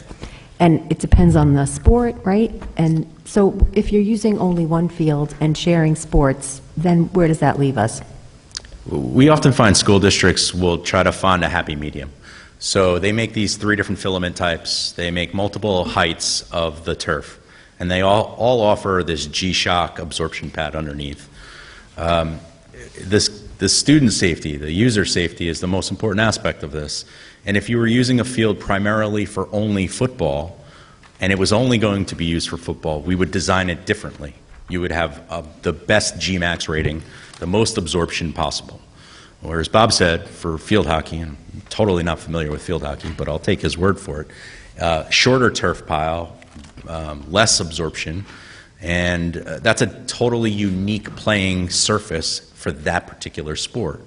Soccer has other variables in it, and I'm sure every sport has their own unique variable. There is a happy medium that suits all sports. And it doesn't make everybody happy, but you know what the word compromise means. We're all going to find a happy compromise, which means not everybody will get what they want, but the community will get a community asset that's useful for all sports. And Bob? Yeah, and I'll just add that there's a range when you do that Gmax testing that we need to be within to make sure it's safe for the athletes. So whether they use the pad, some companies may not recommend the pad because they say they get that Gmax value out of the rubber because they have more rubber. They may have 9 pounds per square foot versus 6 pounds per square foot, so that's how they achieve it. But you're always going to be hitting that number, that range, to make sure it's safe. And really, the vendors and the manufacturers have their different approaches to getting there. That's competition, right? So they get there a different way. So it's really the playability of the ball, of the sports, and the safety as far as shock attenuation will be virtually the same for all the products, pad or no pad. Yeah, a Gmax test is a simulated concussion test, essentially. It's a 9-pound ball dropped at a certain height, and basically it measures the rebound force and determines if it fits within this range of tolerance. So, like I said about football, maybe having different performance characteristics, a field that was designed only for football might have the absorption, might have the deeper turf, may have more rubber because they're expecting to see a lot more head-to-ground type of contact injuries, whereas most of the other sports don't see as high a probability as those head-to-ground type of concussive events. Thank you. One other question. And sorry, just one other comment on sure. the cushion of, it's also playability of the different sports, right? Football, you're not throwing a ball into the dirt as much. Lacrosse, it's hitting the ground. And the playability of the sport comes into play a little bit as well. Just want to make that clear. Just one other question, I guess, about the materials. So kind of looking at where our neighbors fall, EPDM is the more popular, and like, would you say that that's, in your opinion, the top material or recommended material? Do you have kind of a lineup of what you're recommending, or it's all wide open? No, especially when it comes down to two rubber products. They're both rubbers. One's just recycled, in my humble opinion, one's recycled from tires, and the other one's processed differently, and it's virgin rubber. So the perception out there is the virgin rubber is cleaner. Whether that's reality or not, I couldn't tell you. There's been studies, like I mentioned before, the EPA study about the chrome rubber, and they're not finding it any different than other things in the environment as far as being harmful. So it's really your comfort level, I think, at the end of the day, is really what you want to proceed with. So I had a follow-up question to that, too, because this has been, first of all, thank you. I think you've done a wonderful job preparing this document, and the wants and needs piece has been, I think, driving all of us as fiscal stewards of the districts and the town, so we are grateful for the work you've done. And I had actually asked about the fill, so I really appreciate all this information, and I had not heard about EPDM as much. I was Googling it during your presentation, and it occurred to me, is this the same type of surface that we see on playgrounds? Like, if we're looking at the hillside playground, is it that same, is that EPDM as well? I believe so, yes. Yes. Yeah. Yes. So that was I was trying just to get a sense. So we may already be using it, but not realizing. It's also the same things I'm being told in water faucets and pipes and your gaskets and numerous other things that we use daily. It's just virgin clean. But it is a very commonly used in playgrounds as the surface. Yes. Okay, thank you. I think Bob's point is that it's used in gasketing in your water stream. And so if it wasn't safe to be used in your domestic water stream for consumption, it certainly wouldn't be used for other reasons. Gotcha.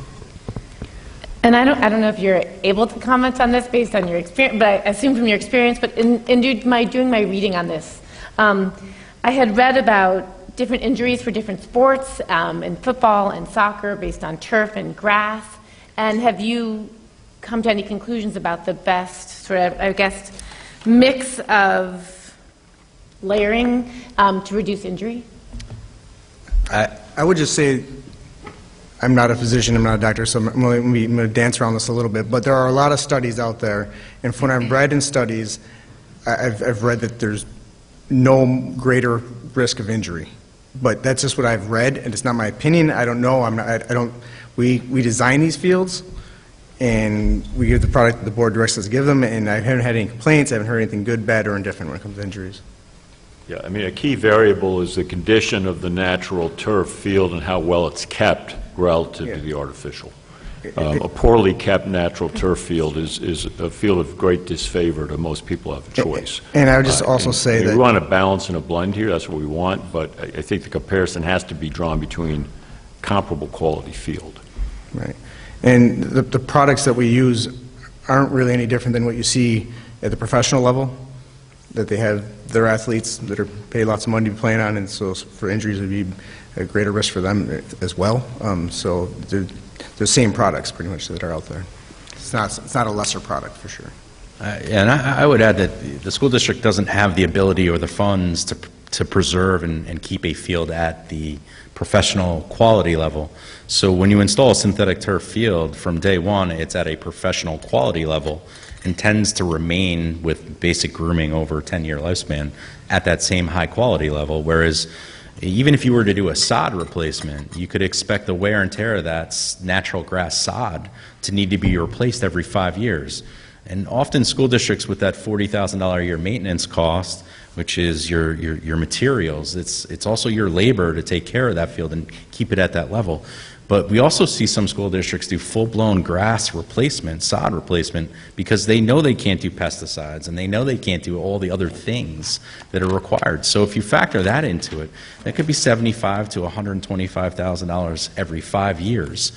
And it's not very environmentally sensitive to be trucking in and removing sod either, particularly in the Westchester area where you don't have sod farms that are that close. Can I ask a question? You know, there's a large list of districts that have at least a mixed model or synthetic turf. Is this a list, you've been involved with a lot of these districts between the two of you, or? Between the two of us, yes. In fact, there's school districts like Mount Pleasant that aren't even on there that I'm aware of, and other school districts that as we got this list and cultivated it late last night, we could have made further improvements to it. I think there's probably 10 or 15 school districts that aren't even listed there. So can you sort of characterize what the feedback you've received from these districts? I assume some of these go back quite a ways, but what their experience has been? I mean, what's sort of the real deal, you know, ground level view of their experience with these turfs and with these processes? So not to do the Jekyll and Hyde thing with Bob and I just want to digress that LAN is a full-service architecture engineering firm. We often do these types of installations just directly without consultants. So I would add that I've done a lot of these installations throughout the Hudson Valley area, and so that's why I have perhaps a different opinion. And I don't get callbacks on synthetic turf fields. So it's rare that we hear, oh, we're unhappy with this or unhappy with that. Most of the communities and the boards and the school districts that we work with, they know what they're getting into. They know what the community concerns are going into it, whether it's heat or health perception risks. But what we don't hear about is the playability of the field afterwards. And so when you make natural grass field improvements, for example, at Mount Pleasant, we did a synthetic turf field and 2 synthetic turf fields, 5 acres, and then we did another 5 acres of natural grass improvements.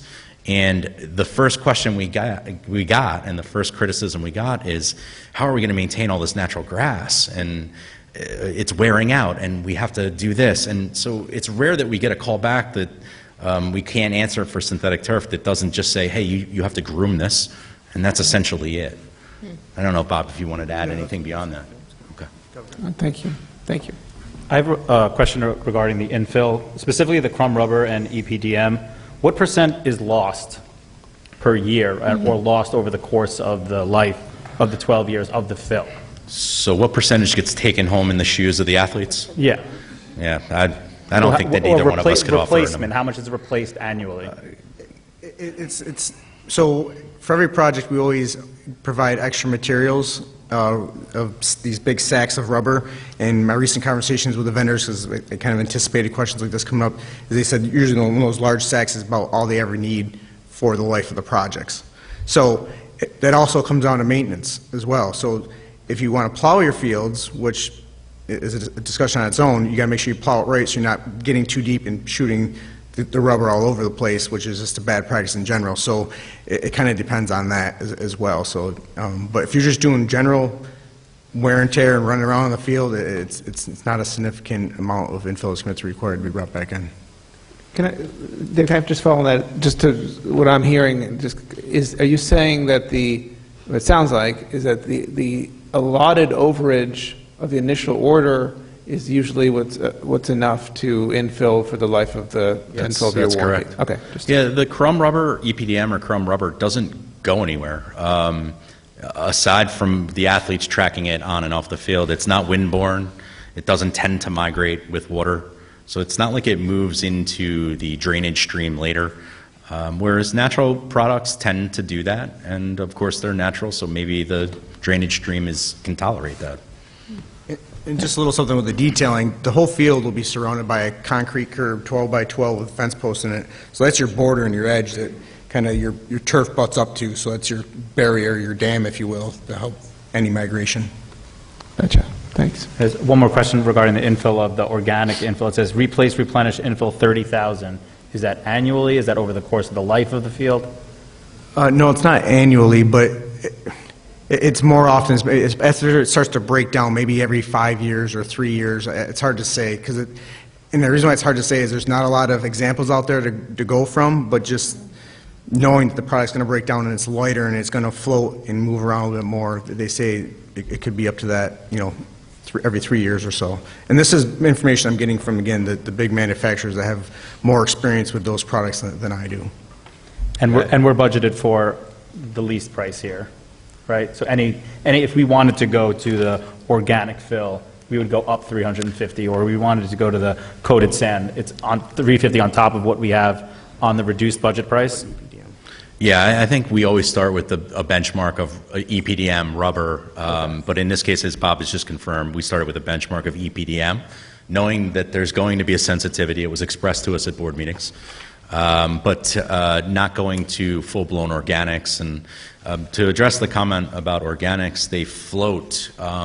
In rain events, they float. They often go airborne, and so that depends totally on the weather and the seasonal weather patterns, and also use. So it really is tough to answer the question, but every 3 to 5 years you can expect to spend another $40,000 of replenishment cost to buy more infill and regroom it.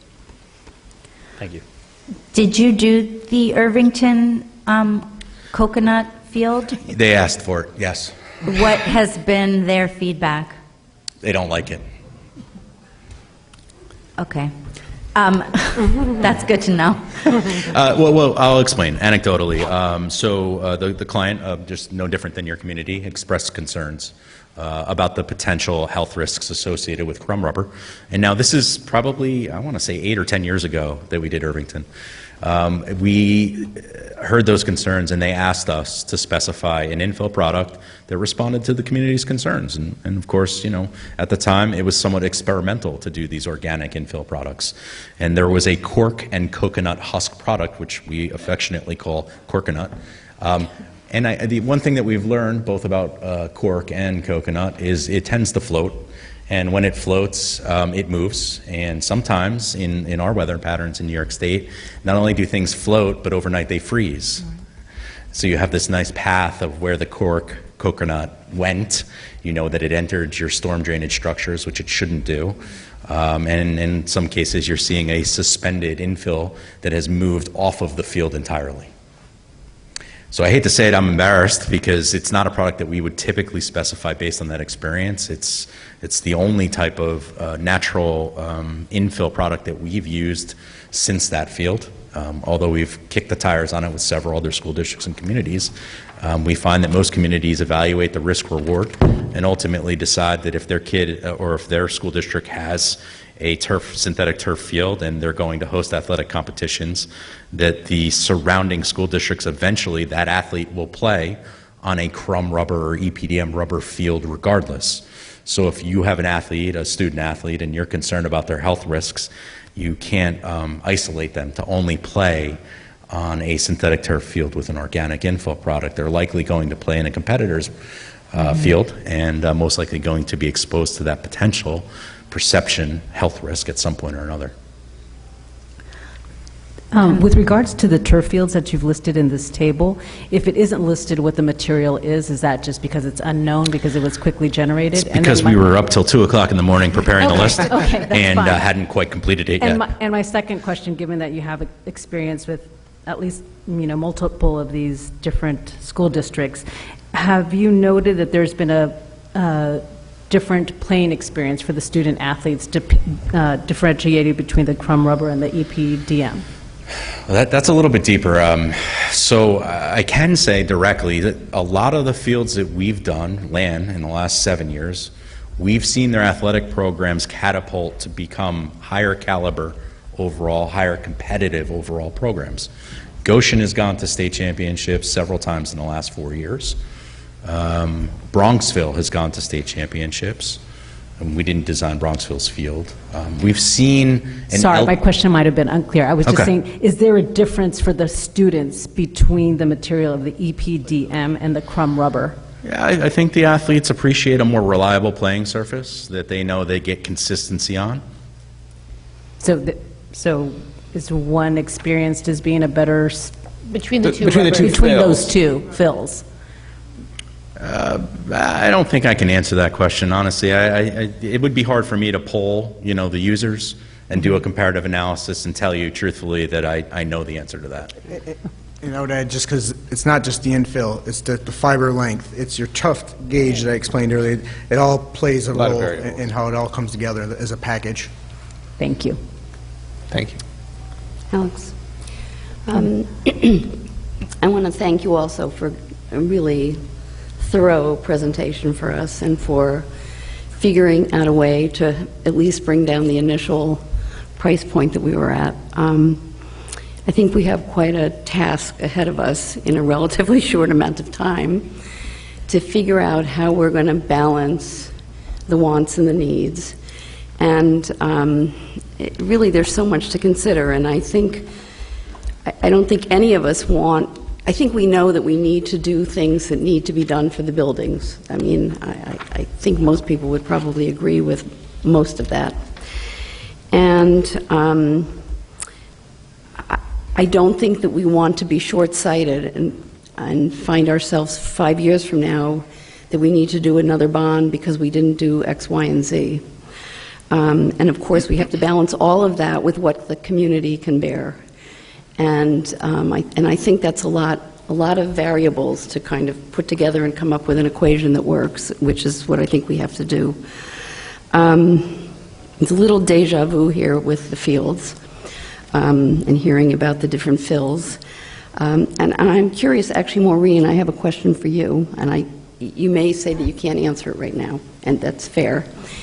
But since we did do a grass field at Reynolds, could you, and I don't know if Joe's still here, I know he was here before. Can you talk a little bit about what the upkeep of that has been, or costs, or what we expected that would be, or what kind of a toll that takes, if it does? Well, I think, maintaining a grass field in general, like we had grass fields before, but as I said, each field requires aeration, overseeding, a certain amount of maintenance, water, and all the rest, and and also a lot of it is manpower, in terms of to try to keep it up. So there is an increased cost. There is definitely a cost to do that. That would be more than a turf field, of course, because it doesn't require that painting fields, the lines, and all the rest on that. The paint, I know this year, but that was, I think, for all the fields, I think it was like $10,000 or so. So, just breaking out per field, and those lines are on there. So I think all in, the dollar amount that was provided was reflective of what they find maintaining a natural grass field is. Could be more or less depending on the amount of staff you have. I think for us, we actually find it difficult with our current staffing to maintain our fields. When we did the fields years ago, we had talked about bringing on another full-time groundskeeper, which has never happened. So I think that's part of the challenge, right? Because as much as you want to do it, then you really can't, right? So I think that's why we do find ourselves, I think Bill brought up the point of if you're able to maintain it and rest them and, be able to compare like when they were brand new, of course, they were in, very tip-top condition and all the rest. I think it's difficult to keep them at that level with staffing financially and also the use they receive. That's the other piece. So could you, or maybe Bill, you could speak to the whole issue of usability of fields, where that puts us if we're doing some kind of synthetic versus a grass fields sort of year-round in terms of upkeep, in terms of access, weather, use after bad weather, et cetera. Yeah, I'll try and be efficient, because I know we want to, get to some of the other board questions and comments, but I'm also trying to be cautious here, because I actually have a lot of experience with this. The two districts I led have quite substantially used artificial turf. When I was in Weston, they were redoing that. Prior to my getting there, Weston, Connecticut had left their baseball and softball fields natural, and middle school field natural. And at a key point, the football field and the other multi-sport fields were all artificial. And that community is also very environmentally friendly. And prior to my getting there, went through a lot of discussion like this and decided to have a dedicated soccer field and a dedicated football field. Football was also for lacrosse, so it crossed all male-female categories, as did the soccer field. We had to go out and actually bring in hire out an external firm to manage and get to natural fields to the standards that were required. So where we're on the verge of in Hastings is where we're on the verge of in Weston when I was in superintendent. And as great as the grounds crew there is, and we are great here, thank you, Joe, we are beyond what we can do to maintain the natural turf fields. And I have a commitment to making sure our village residents have access. We're not going to be able to provide that if we stay with a natural grass field. Let me just be direct. Because we will wear out our fields with our own athletes and recreation, and that's why we have to keep people off. Adding in modestly one field, if that's where you land. Obviously, I think there's demand for two, and so one of our 8 would be an artificial turf. The rest would be natural. I don't know if it's affordable to go up to 2 of the 8. That would give us more usage, but we're still going to be a community that's substantially valuing natural grass, and we're going to have to invest in that. Because of playability and quality, and I'm out and about at our fields a lot. I also would like our village residents to have access, but that's the pivot point. Greenwich at a key point went almost entirely artificial. Now part of that, I'm in a public meeting and it's known publicly, improper landfill across Greenwich. So they actually are using that to address that issue. But those are two communities oriented to academics, music, theater, arts, and athletics, and no complaints about the playability and access to the fields. And so I think that's something to recognize. Final thing is, for any of our students who go on to college, which is 99% of them, they're going to go to institutions that have a blend of an artificial opportunity and a natural opportunity. And that's especially important for recreational athletes. If you want to be in a club environment or something, they need that to provide the access. So my concern is where now, it's a need, not a want, how do we provide that access for our recreational and our athletes, and start opening the doors for the village to have some access to fields when our athletes aren't using them. I don't know if that's helpful. Thank you. Yeah. Thank you. Any other questions from trustees? I have one more question about the PFAS, because I've been hearing from residents who are, sending us articles about PFAS, and it's a little confusing. But here it says starting in 2026, they cannot have any PFAS ingredient.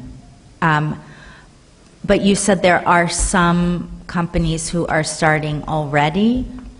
And is that known? Do they advertise that? Could we choose that?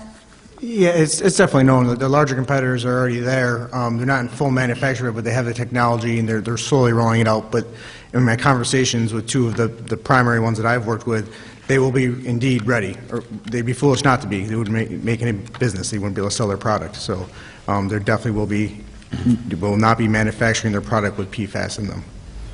So even though we are doing our No, project... we won't get, We won't be building till 2026. Yeah, we'll have the new product, Okay. yeah. Because by the time we get it, that's what we'll be required to get. Okay. Yeah, I think that was sort of the point of the schedule, milestone schedule that I breezed through at the end, was to say, you know, you're not going to get to this project until 2026, and so as the regulation starts to take hold of the industry and the industry responds to that, which they're already doing, seeing 2026 as the sunset period, they know that they have to take that particular coating out of the product line, so they're just going to do it.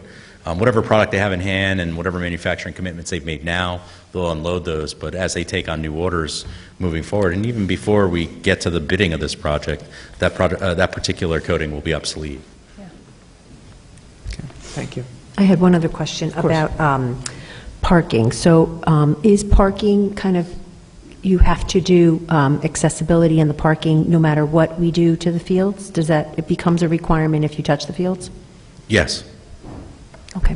And that goes with the retaining wall and all of that item, right? The retaining wall behind the drive lane would be necessary to create the amount of parking spaces that you would require for an assembly event, such as a sporting event with a 600-seat grandstand. Okay, so that's not, and is there a cheaper grandstand? I'm kind of just kidding, but if there is, that might be something, you know. Okay, thank you. Yeah, Maureen, that's a very good question. In the work on this, earlier versions that we didn't even bring forward, there was much more parking. You know, there's a famous song, pave over something and build a parking lot. We said, we're not going to do that, so let's bring that number down. So this is the minimal, and we do have an ADA issue, we do have an access issue, and we did convince our experts here that Hastings people will walk, you know, willing to walk, but we also have to provide necessary ADA access. And emergency vehicle access. Again, we're going for basic need here, not want. We're going for insufficient space, and how do we get it to a point of meeting code and regulation and being responsive to diversity. And thank you. I think this was very comprehensive. Appreciate all the work you did. I just did have one question. Moving away from the field, looking at the Farragut Complex additions, I do have two middle schoolers, and I've heard a lot about the cafeteria, so that's very exciting. I noticed that the cafeteria and the new Farragut entry, they look like they're coupled together. Do they have to be? Or do they get uncoupled and I'm confused? Are they coupled? Yeah, go ahead. Yeah, they're two distinct projects in separate areas of the building, but they work together to resolve the same problem. So they work together to resolve flow into the building, through the building, establish new kind of clogged arteries of the building to undo that. So, you know, to do one without the other only kind of resolves some of the problem and not all of it. So they work together even though they are distinct in different areas of the building. And I may add to that, Andy and Scott were here and had to head out, and very experienced building leaders and fresh eyes here, and I'm going to take my own fresh eyes on this. The two are very much linked in the functionality of what we need to do here. And my concern with, and it's a brilliant design, it's about instructional space, healthy quality flow, and by the way, we get a better cafeteria. It's not about getting a cafeteria, it's about giving us the necessary instructional space, dealing with what's significant overcrowding. Right.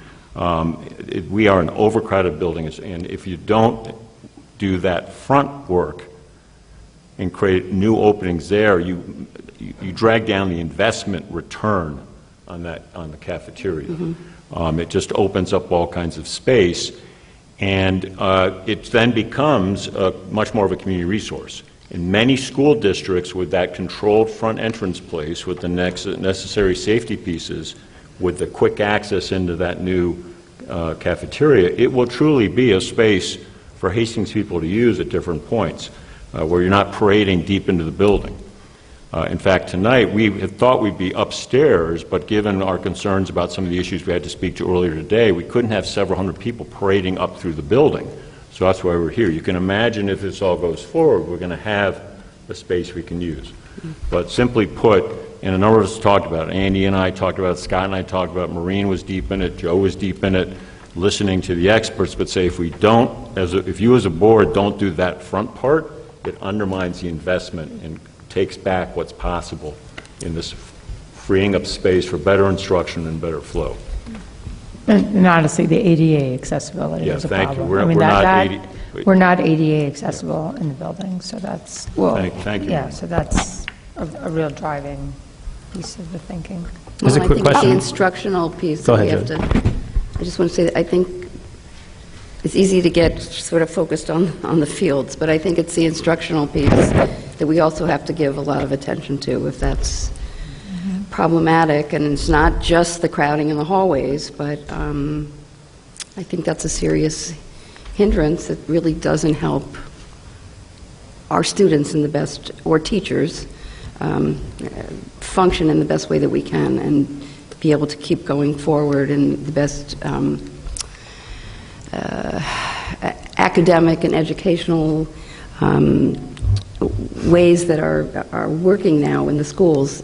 I think our space is really crowding kids' abilities to learn in the best way possible.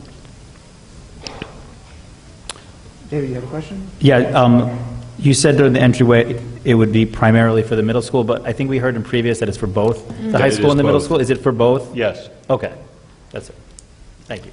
Yeah, I mean, that was meant to say that the high school currently has, a designated entrance that is more formal, while the middle school doesn't. So it would bring the middle school farther up to standard than it is, but it would be to serve both, where you would come into the main entry, go one way to the middle school, one way to the high school. And having the cafeteria right there as well helps morning drop-off for kids who come early. I mean, it all works together. But we would still allow high school students to come into the Mount Hope entrance as well. It would be if high school students wanted to access the cafeteria in the morning, they could come through there as well. Thank you. Any other questions or comments before we go to public comment? No? All right, thank you. Thank you, Matt. Thank you, Rena. Thank you, Robert. Will you be here briefly, or are you taking notes? Okay, you'll be here to listen to, okay. So I'm going to open up for public comment. I just want to point out, if you do want to speak, just please sign in on the sheet right there, and we're going to go down in order. Again, this first public comment period is going to be for bond topics only, please.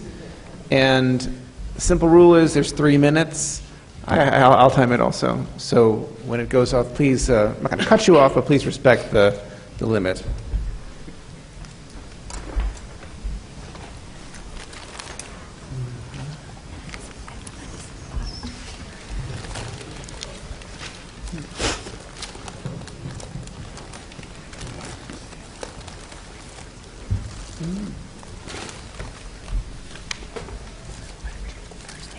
You can start, right? You can start.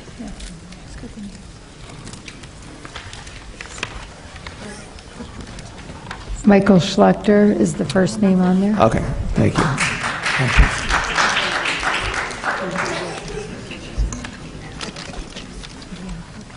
Welcome. Thank you.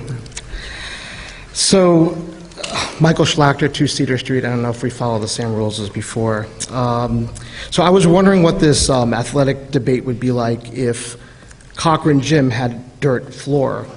And the reason why I mention that is people might think that's funny, but the reason we don't is because every school we play against in basketball plays on a gym floor. Beach volleyball is not the same as volleyball. Water polo is not the same as polo. I've heard lots of people mention in previous speakings that they were an amazing athlete in the 1980s and 90s, and their stories. They played for the school 15, 20 years ago. There's multi-million-dollar Premier League fields. They have little kids playing on grass fields, and they're 6 years old. But that really isn't pertinent to what we're talking about here. Lots of friends and neighbors asked me to speak today because I come with a unique perspective. My youngest daughter, Alyssa, happens to play youth soccer at the highest national girls level there is in the nation, called ECNL. For boys, it's the equivalent of MLS Next. So I just wanted to give the bottom line on some things. The high-level soccer for 12 to 22-year-olds, which is what we're talking about, not yesteryear, but now, is a turf game. Like it or not, different skills, style, speed, it's a turf game for 12 to 22-year-olds at the high level, which is what we're talking about. Back in 2018, Alyssa was a ball girl, so we attended lots of games, and coach after team after coach after team would come in and say, oh boy, we're playing at Burke again. Lots of bumps, lots of injuries, lots of road ankles. We may have to call the game because of darkness. The refs would joke that yellow cards would have to be given out because of the crabgrass or holes in the field. And it's kind of sad. Alyssa's now older. She plays for the varsity team. And basically every single team we play against in our conference, every away game is on turf. Alyssa has played over 250 academy games since 2020. Every high-level academy, ECNL, GA, MLS, they're all turf.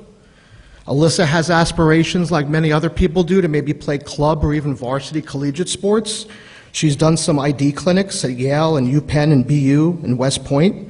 Guess what? All those clinics, all those teams play on turf.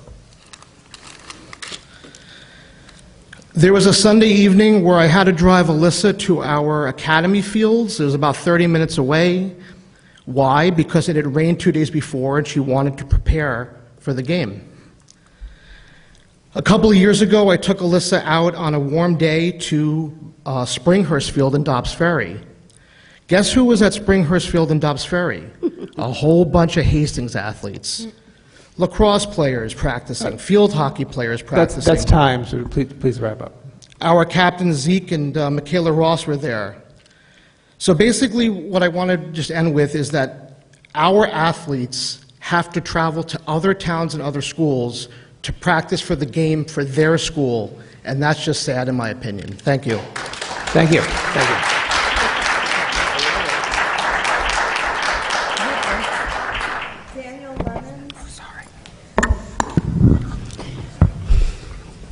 Welcome. Hello, Daniel Lemons, 31 South Drive. It's good to see the board taking in the public input since the last meeting, and to see some of the changes that we've seen. Please keep listening. You're going to hear more, I think, that will be important to take in. But just know that we want to support you.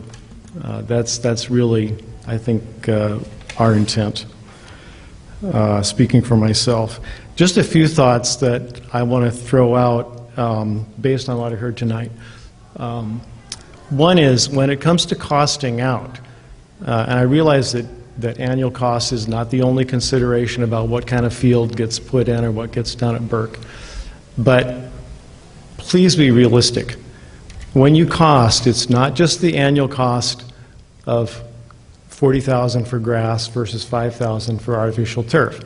You got to cost that out over a long enough span that you're taking in the fact that you will have to replace that plastic field, and unless that replacement cost is $350,000 or less, given a 10-year expected life, if that replacement cost is over that, then suddenly plastic turf isn't less expensive. I went through detailed analysis of this when we had this issue in front of us 11 years ago.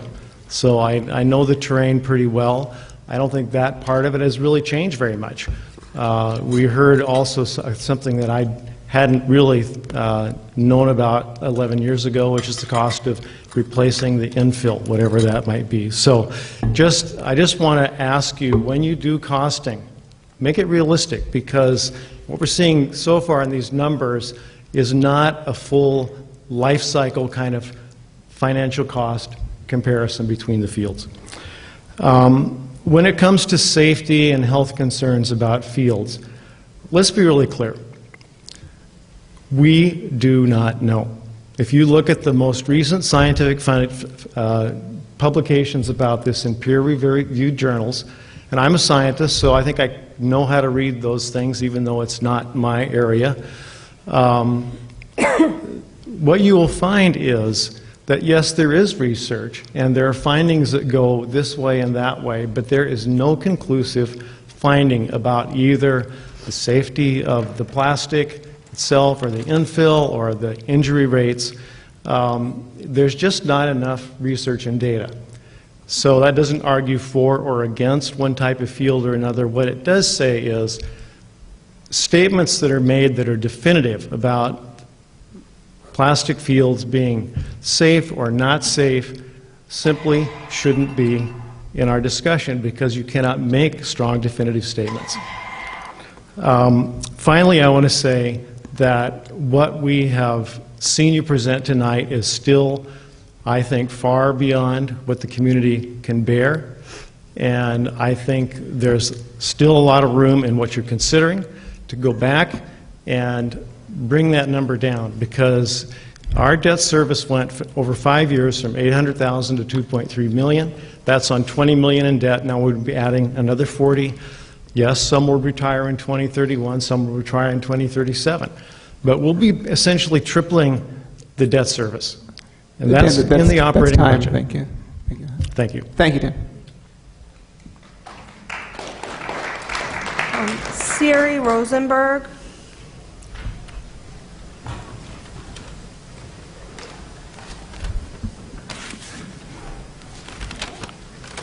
Hello. Hi. Do I have to say my address? You don't have to. I don't really want it. Hi, my name is Siri Rosenberg, and I'm a junior here at Hastings. I just want to start by saying that Lola, who is speaking next, and I realize that we gain more speaking time by making separate statements, so just think of her statement as a continuation of mine. I've been playing softball in Hastings since 4th grade, and this will be my 3rd year on varsity as our team's pitcher. As a student athlete, I want to voice my support for the original athletic field upgrade proposal that includes softball field upgrades and demonstrates an equitable commitment to girls' sports. I think it's interesting and surprising that softball gets sidelined in the updated proposal. Not only is our field already the farthest away from the high school and the athletics complex, located up the hill and through some woods at the elementary school, it has the least amount of community support.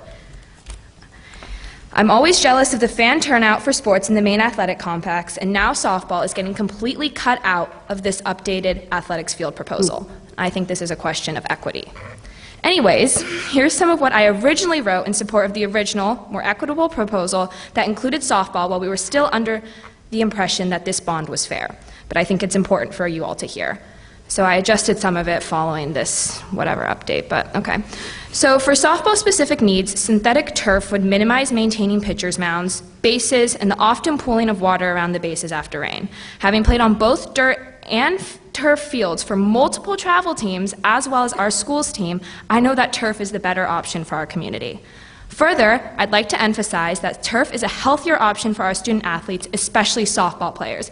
Last spring season, we played 11 games in 13 days due to rainouts. That's 2 days off over 2 weeks. The continuous games exhausted our bodies and led to overuse injuries for myself and several other teammates. In fact, I've spent the past 6 months in physical therapy for an overuse injury that could have been avoided if our games were able to have been spread out. But we were forced to consolidate our games after rainouts to only play when field conditions have improved. Crushingly, we lost the home field advantage for our playoff game last season since our field was not usable due to a day of rain. 1 day. We needed to travel 1 hour up north and use our opponent's turf field, which depleted team morale and ultimately cost us the win. I'd like to note that as an upperclassman, me and Lola recognize that we won't be here to experience this upgrade, but as an older sister and a Little League softball coach, the future generations of Hastings softball players and any other Hastings athletes deserve this, for their health, for their playing abilities and options at higher levels. Finally, not upgrading our fields puts us at a disadvantage for playability and village pride. Ultimately, an investment in these field upgrades is an investment in Hastings students and our community's legacy. and it is a demonstration of our community's commitment to equity in athletics. I'm almost done. My teammates, coaches, and our parents are here voicing our support for a proposal that is equitable and fair, only for it to be cut out in the new proposal, which poses the question, does the school district and the village of Hastings value girls' sports and female athletes? Thank you. Thank you.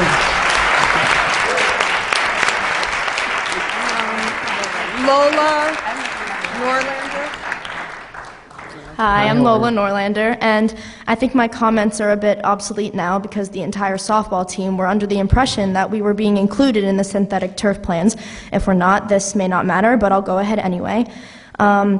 I am also a junior here, and I came to speak on behalf of improving the fields for athletes, including the softball program. My teammates and I and our parents came here tonight with the enthusiasm for an improvement for all athletes, so please don't take that away in one fell swoop. To leave softball out undercuts female sports and how important it is to girls to be able to play and achieve at the highest level with athletics. With that being said, I'll continue to talk about what I had planned to. I've been a part of Hastings athletics my whole life, and I've been playing softball since I was 5 years old, and I am now the varsity catcher. This upcoming season will be my third varsity season and my third season on a subpar dirt field. Having turf will benefit the softball program in so many different ways. As Siri said, rainouts were a huge issue for us last season. Having 11 games in the span of 13 days took a huge toll on all of our bodies. As a catcher who also does karate all year round, my shoulders and elbows would not keep up. Turf would lead to less rainouts, and our games would be more spread out during the season. Having games spread out and not every single day would also help players have time to get their schoolwork done and not be as worn out from back-to-back games. Therefore, turf would benefit players mentally as well as physically. Secondly, having turf creates more opportunities for us to possibly host tournaments like the Rivertown's Breast Cancer Tournament run by Ardsley Varsity Softball. Also, having the turf in a more central area like the Burke Estate will ideally add to overall student life and allow for more support from students at games. As stated in the original proposal, dirt fields become unplayable in certain weather conditions. Turf protects our practice and game time and creates year-round opportunities for off-season training and conditioning. This has the potential to greatly improve the skills of our athletes.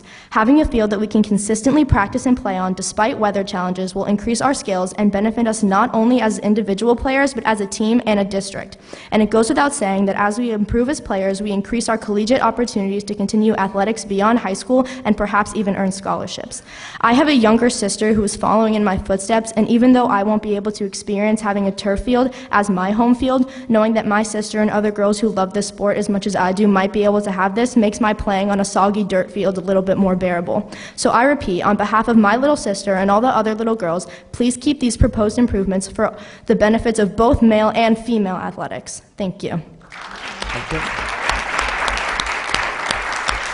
Caitlin Degnan.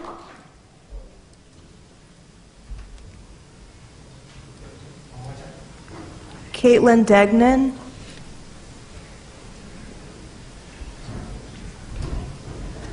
Hi, my name is Caitlin Degnan, 100 Clarewood Drive, and I'm not sure how I'm going to follow my two players, but I'm going to try. I have been the varsity softball coach at Hastings for 13 years. Prior to my comments, I believe this original proposal included a softball field, and now it has been completely removed. We have never had a softball field at the Burke Estate, so it would just be no improvements to the baseball field, leaving softball out, which I believe is inequitable. When I started here, our field did not have dugouts, a scoreboard, a fence, or a batting cage. At our home at Hillside Elementary, we now have all of those elements and a program that has grown to be one of the biggest in the district. Although we love our little field on our hill that carries so much character and charm and appreciate all what our athletic department, booster club, and board has done, we share this one field facility between 3 teams, as well as outsourcing to our town's Little League, which significantly beats up the field season after season. We have significant drainage issues in right field, essentially becoming a swamp after rainfall, which led us to losing a well-deserved home sectional game this past season, meaning that my seniors could not play their last home game at Hillside Field. We thank Little League and the Recreation Department for sharing Zinzer Park with us. However, the field use is limited to 5 p.m. To be equitable for all softball and baseball age children in the town. Having another field would change our program exponentially for years to come. From the slide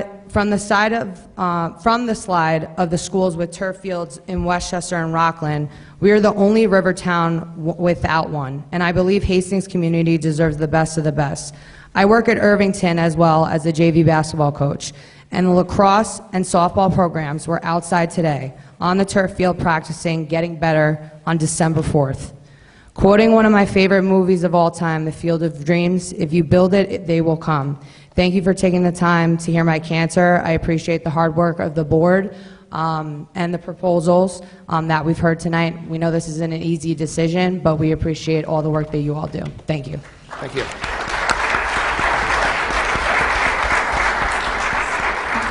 Anthony Aramolo.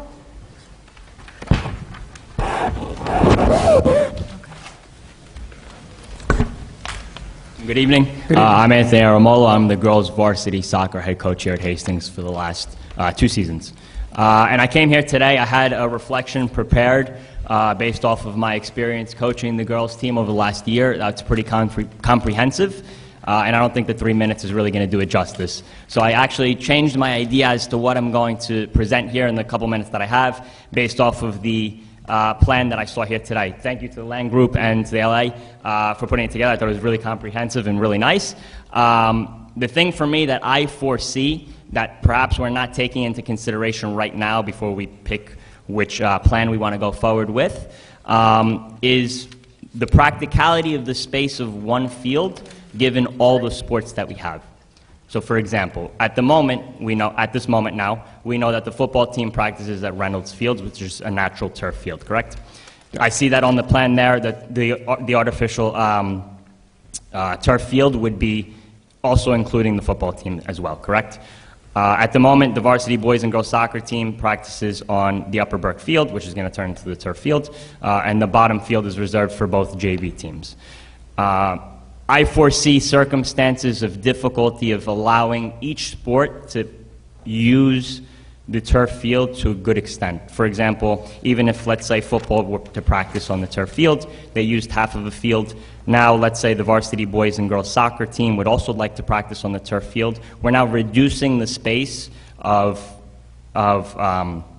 field that we're allowed to use to a quarter of a field for each varsity soccer team, which to me now actually, it doesn't improve the experience for the players. And I'd like to paraphrase one of the administrators here in a very positive way, that spoke to us before the beginning of the season that our goal as coaches should not be to win as many games as we can or to be the most competitive programs that we can be, but it's more so to allow the student athletes to have the most positive experiences that they can have through sports. And that brings me to part of my reflection, which is what is coaching. And coaching to me, from my experience and my education, is bringing people to places that they cannot go alone. And I think that's very impactful. I think that's a good reflection and a good philosophy that supports us as a community, as Hastings as well. Again, I understand the budget concerns. I understand all that aspect of it that I can't comment on because maybe I don't understand it as well and I'm not involved in it. I'm out there on the field coaching the kids. But I think that this is a scenario and a circumstance that we need to take into consideration as to how the field is going to be used between the teams, given the space that we have, making sure that we are prioritizing the experience of the student athletes through their athletic experience. And I think that's something that we should have discussions about, not only here, but again, include as many people that are involved as we possibly can. Thank you so much. Thank you. Edward Clough. Welcome. Edward Clough, 10 South Drive. So, talking about the fields, we've been down this road before, and there's a lot of pro voices for it and those against. But echoing what Dan Lemon said earlier, I think there's a lot of concern about the safety of these fields from a toxicity and a chemical standpoint. A lot of unknowns, and I really think it's short-sighted to say, hey, we're going to use this. No, this grass is going to be good, and then 3 years later we're going to find out, oh, it's got this chemical in it that our kids have been playing on for the last this many years, and who knows what, that toxic chemical exposure is going to cause. As far as the infills, ground, I don't know how ground car tires cannot be toxic for people. And I had my kids play on those in the city things. They come home and the test said, it does not appear to the EPA thing. They didn't get it through the air or through simulated blood. But who knows, that's on their skin. What are they absorbing? What motor oil and other chemicals are they absorbing from a tire that absorb that on a highway? Anyway, I just can't, it's stupid. And the fact, the other alternatives, clearly the coconut is not very popular as per the anecdote about Irvington. And the cost, this idea that it's no maintenance. The warranties on those was, 8 to 12 years. So basically, in 8 to 12 years, they're saying, you're going to have to replace that mat, and along with whatever, cost that will entail. So the cost is, that's a false flag. And heat and the usage, I know they say it gets hotter, but that won't be a big effect. In the summer, the plastic grass fields are much hotter than the ambient air temperature and a natural grass field. I've been on it. It's on those in the city and city parks. It's terrible. And I know they're saying the idea is, it's not going to affect that many, of the kids and the timing, but fall sports start training in mid-August. And so I don't see how, that's still a good hot part of the summer that goes into, September as well. So I think that the heat usage could be a limiting factor in getting most out of those fields. And finally, the injuries from a orthopedic standpoint. I know that it was said that by one of the presenters that grass gives a little bit more, and that is actually kind of from a safety standpoint, could be beneficial, because what would be, a torn ligament or an ACL or something might be where the turf does not give, the grass does give, and that person is spared an injury. So I think that's an important consideration. Finally, with respect to the project as a whole, I appreciate the board's efforts to bring the costs down. This, still, I think it's too much. And I think the cafeteria and those changes, it's a luxury that and extravagant and unnecessary, and I'm opposed to it. Thank you. Thank you. Adam Van Loon.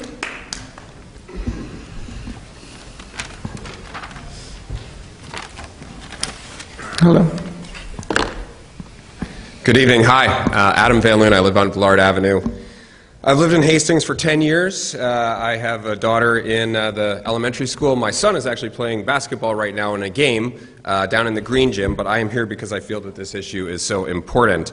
For 10 years, for 6 years, I've been a volunteer soccer coach in the community. And for 10 years, I have been one of about 40 local dads who play soccer every Sunday morning, mostly in our late 30s and 40s, on a turf field. We play in Dobbs Ferry because we don't have one in Hastings. We'd love to play in Hastings, but that's not the point of my comment. What I can tell you is that we have a wonderful experience. We do it year-round. We do it in the dead of winter. We do it when it's pouring rain. We do it in the summertime when it's boiling hot. We have a great playing experience, and as others have spoken to, with the technology that's in turf today, it really is a preferable playing surface to the grass that we have. Now, I just want to point out a couple of things that have come up in the course of this conversation tonight that I think are really important. So, there's a lot of comments that sort of, 11 years ago we looked at things and, it wasn't good then, or we're not sure about the technology, or maybe there's safety concerns. I want to make something very clear so that we all understand. This is no longer newfangled technology that we're not sure how it works, that we're not sure what it's going to do. The people who spoke before me, they're right. There are certain questions that still haven't been answered. But let's look at who is actually using turf. Irvington, Tarrytown, Eastchester, Tuckahoe, Scarsdale, Mamaroneck, Rye, Bedford, New Rochelle, White Plains, Rybrook, Purchase, Sleepy Hollow, Briarcliff Manor, Chappaqua, Valhalla, Pleasantville, Thornwood, Salem. That's a list I came up with in 10 minutes before this meeting. It is now the standard for more mature athletic fields in our community. Our own neighbor Dobbs Ferry has 4 educational facilities that have turf fields at it right now. So this is not newfangled technology, and these towns are not stupid. They have looked at the available data on safety, on finances, on environmental factors, and they have come to the conclusion that turf is the best course for them, right? So I just want to dispel any notion that that kind of the jury's still out on a lot of these questions. Now, I did just want to hit one other further point, which is that from a safety perspective, I coach kids. I am much more concerned about coaching kids on an inadequately conditioned grass field than I am on a turf field. Okay, I personally would not play on an inadequately conditioned grass field because I care about my ankles and my knees, and I want to keep playing even into my 50s, right? I feel the exact same way about my kids. Furthermore, in the drier parts, we talk a lot about rain, but in the drier parts, a grass field that has not been irrigated is much harder than a turf field and much riskier for the purpose of concussions. So I just ask you to evaluate all the available data in making this. And lastly, I would just say I'd strongly urge you to reconsider expanding the turf field's proposal to have 2 fields plus the softball field and look at other opportunities to offset that cost. Thank you. Thank you. Maya Sanzo.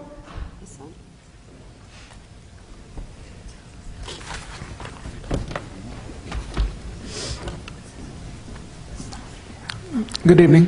Good evening. My name is Maya Sanzel, and I'm a 10th grader at Hastings High School. I'm here to speak on behalf of the original proposed plan to install turf. I played 2 field sports at Hastings High School, varsity field hockey and varsity lacrosse. Both of the sports I play, and many others that we have to offer, require a turf field to do well in our games and practices. This year in field hockey, we won 4 games and tied 1. Guess how many of those games were on turf? None. Not a single one. Not even a tie on turf. Last year, my freshman year, many of our games got canceled and rescheduled due to the incessant rain that made our field muddy and unplayable. Additionally, a senior on my team sadly suffered a month-long foot injury due to tripping over a divot in the grass that would not be there if we had turf. We suffered a losing season with little practice time and the disadvantage of not having necessary skills to play the turf-playing teams. In fact, this also happened when I was in 8th grade on JV lacrosse. Due to the muddy fields, we were not able to have our first outdoor practice until a week before our first game. This put us at a serious disadvantage. And the opposite thing happened this year on field hockey. There was almost no rain this year, leaving our grass dry and turning to dust, making it difficult to see the ball when clouds of dust were literally hit up, getting in everyone's eyes every single drive. If we had been able to have access to a turf field, none of these problems would have happened. Not only is grass very unpredictable for playing due to weather conditions, it is always a disadvantage for Hastings teams when playing away games, since turf is a much faster field, a completely different game, and has better mechanics when it comes to playing sports. Thank you for your time. Thank you. Natalie Barry.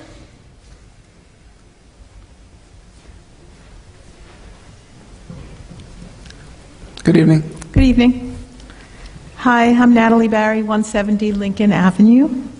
As you may know, every 10 or 12 years, the Village of Hastings-on-Hudson puts together a comprehensive plan which sets forth our village's overarching priorities and our goals. The Comprehensive Plan Committee, of which I was a member, just finished a draft document which we gave into the hands of the Village Board of Trustees. One of our primary concerns has to do with affordability and diversity, or I should say the fact that our village is becoming increasingly unaffordable and less economically and culturally diverse.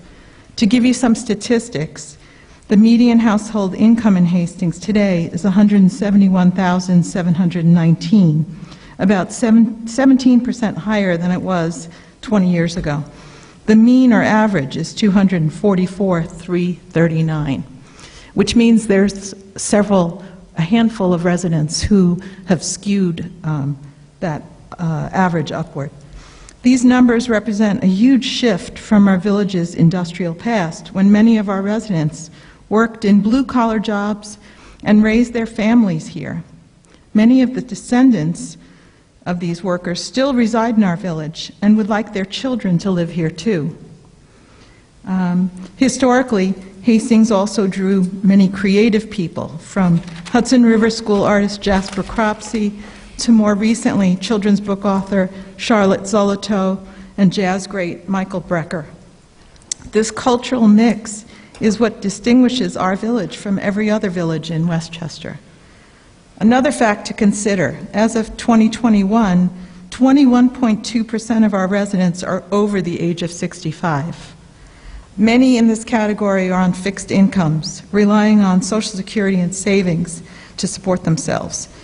An increase of $1,500 for the average taxpayer for the bond you're proposing for 20 years would be a particular hardship for many of these residents, not to mention other residents who may not make $244,000 a year. Please consider who we are as a village when you look over what is a need versus a want. Are we trying to preserve our cultural mix and be inclusive and diverse community? Or are we trying to emulate Scarsdale and Bronxville, and in doing so, end up raising taxes to the point that many of our longtime residents are forced to move? Thank you. Thank you. Abby Weiss. She left. Yeah.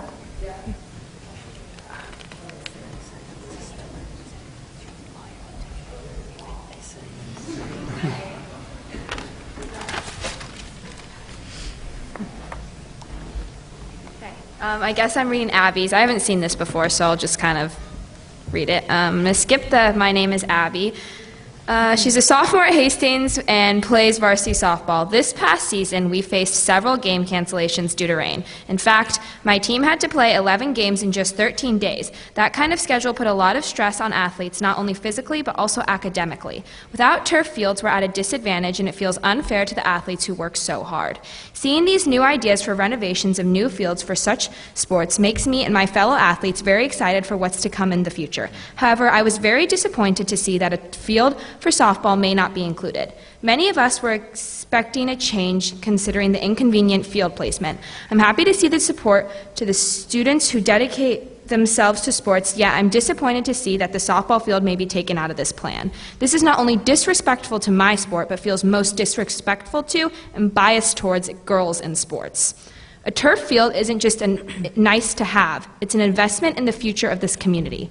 More field availability means more opportunities for youth sports programs to grow, and it supports our entire town by encouraging community engagement. By approving this proposal, the original one, I think, the board would be making a positive impact on current and future athletes, ensuring that we have high-quality facilities to learn, practice, and compete. A turf field isn't just a field. It's a symbol of the town's commitment to supporting its youth and building a strong community. Thank you for considering this proposal. And then, as a student athlete, I see firsthand how much of a difference it would make. I urge you to vote in favor of the original proposal, not just for us, but for the generations to come. Thank you. Thank you.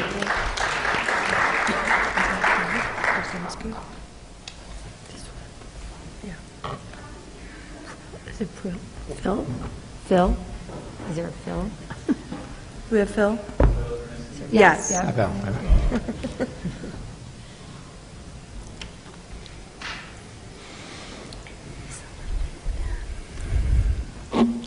Good evening. All right. Hi, everybody. Phil Kroniski, 100 Pinecrest Drive. I'll quickly just take a minute to recognize what happened last couple of weeks, and I know we're on the bond. That's what I'm here to talk about, but I do think it's great importance, and I commend our community and our educational leadership for the way they handled this. I asked my 10-year-old on the way to school last week what he learned in the gender lessons, and he said, stuff. But then I pushed him a little more, and I was like, really, what did you learn? And he said, to be kind. And so I think that was incredibly meaningful to me, and it made me proud of what we do as a community to teach that kind of lesson. Thank you. Excuse me. This is about the bond, this part of the All right, comments. restart my clock. Again, I'm Phil Kroniski, 100 Pinecrest Drive. My family has lived in Hastings for 40 years. I've played soccer my entire life, throughout grade school, high school, college. I coached high school. I play Sunday mornings in Dobbs Ferry on a turf field.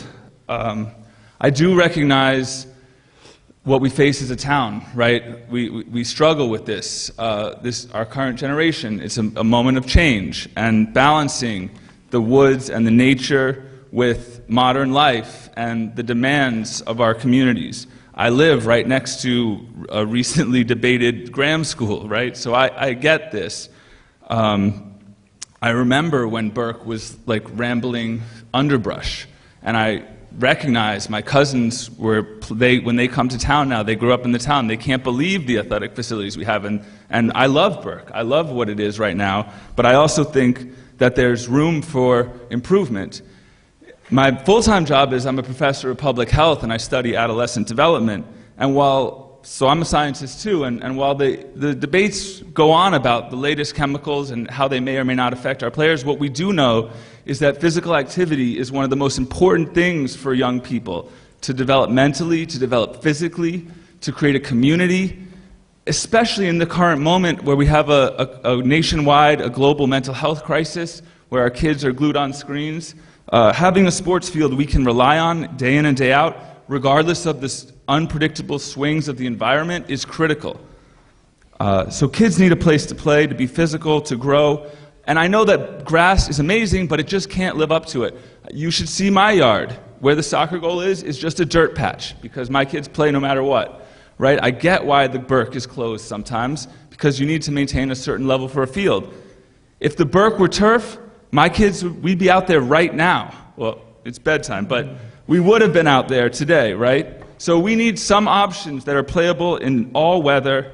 We also need some more details on this plan. I hear the other sports, right? I'm a soccer-heavy person, but I get it. We need equity, and we need a place for all the kids to play. Thank you.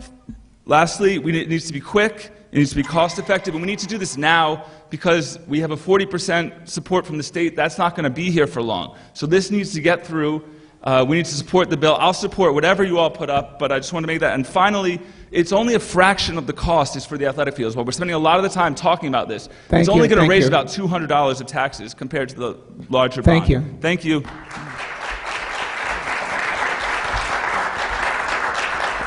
Ella Rizzo.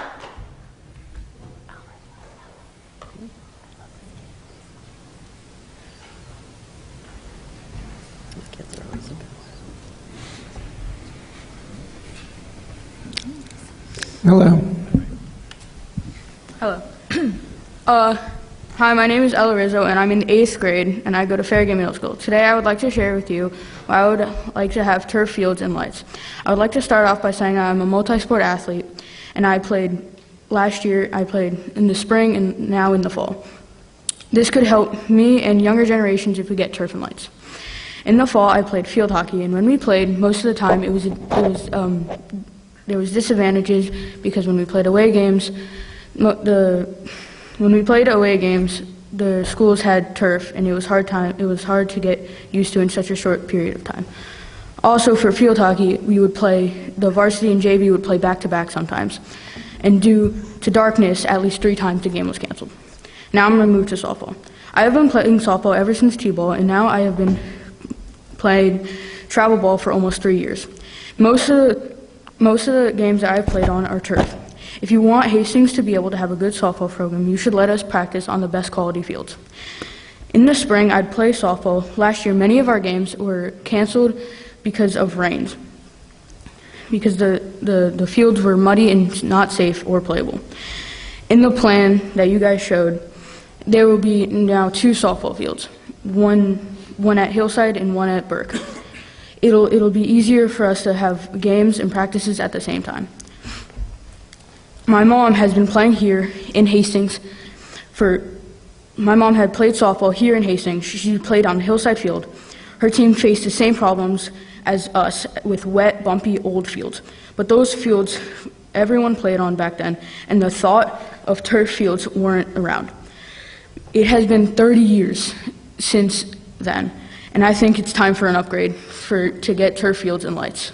Thank you. Thank you. Thank you.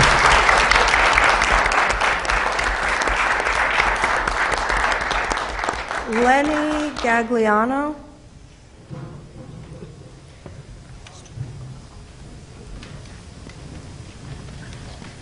Hello. Hi, I just want to say I wrote my speech based on the original plan, which included softball. Hi, I'm Lenny Gagliano. I'm a 7th grader in FMS, and I've been playing softball for almost my entire life. Throughout my playing career, I've played on countless fields, and turf is no doubt the best kind. I must admit that when I played on my first turf field, I was very skeptical.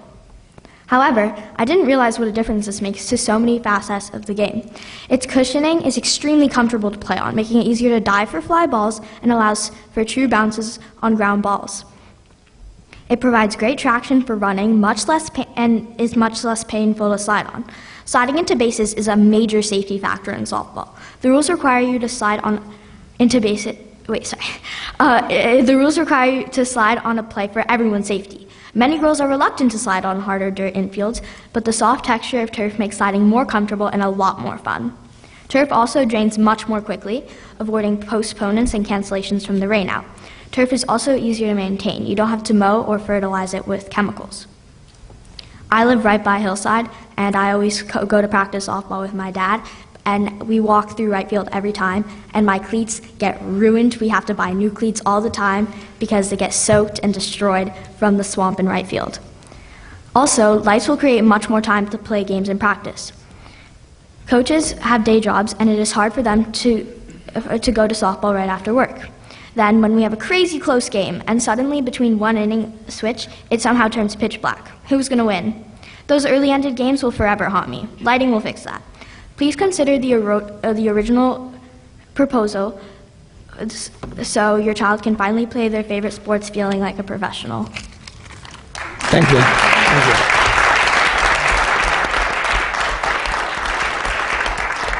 you. Michelle Vevada.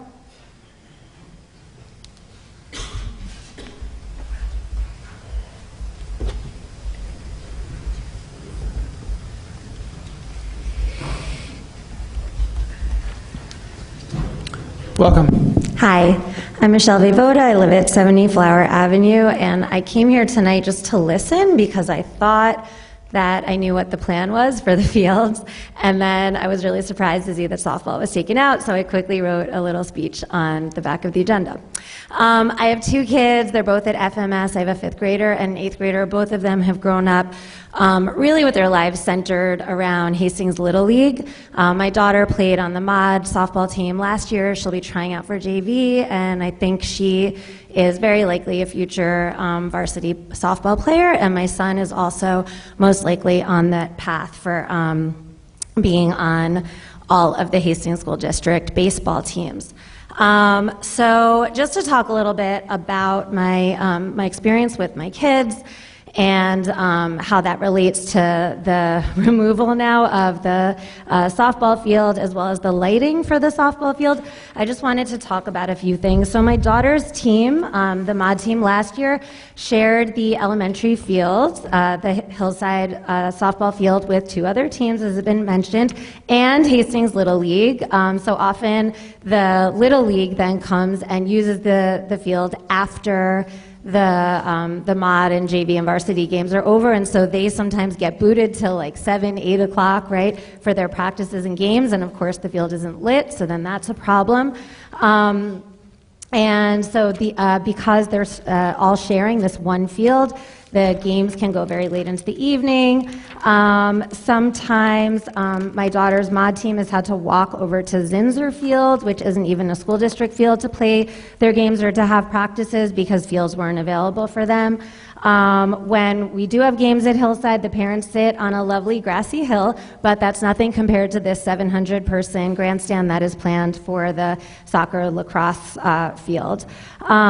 So that's an obvious need for the softball parents and fans as well.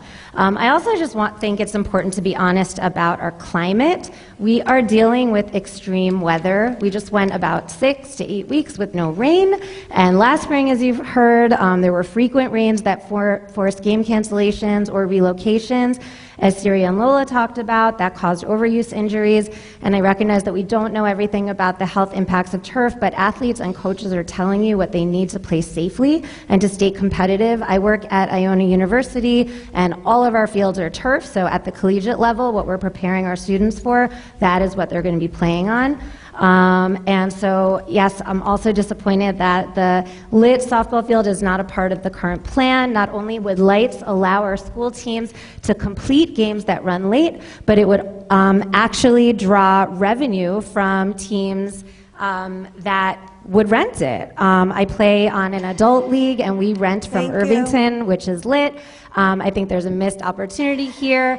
And also our community, I'm wrapping up, but our community, our children who are not yet in middle school and high school, they could benefit from these fields as well through Hastings Little League. Thank you.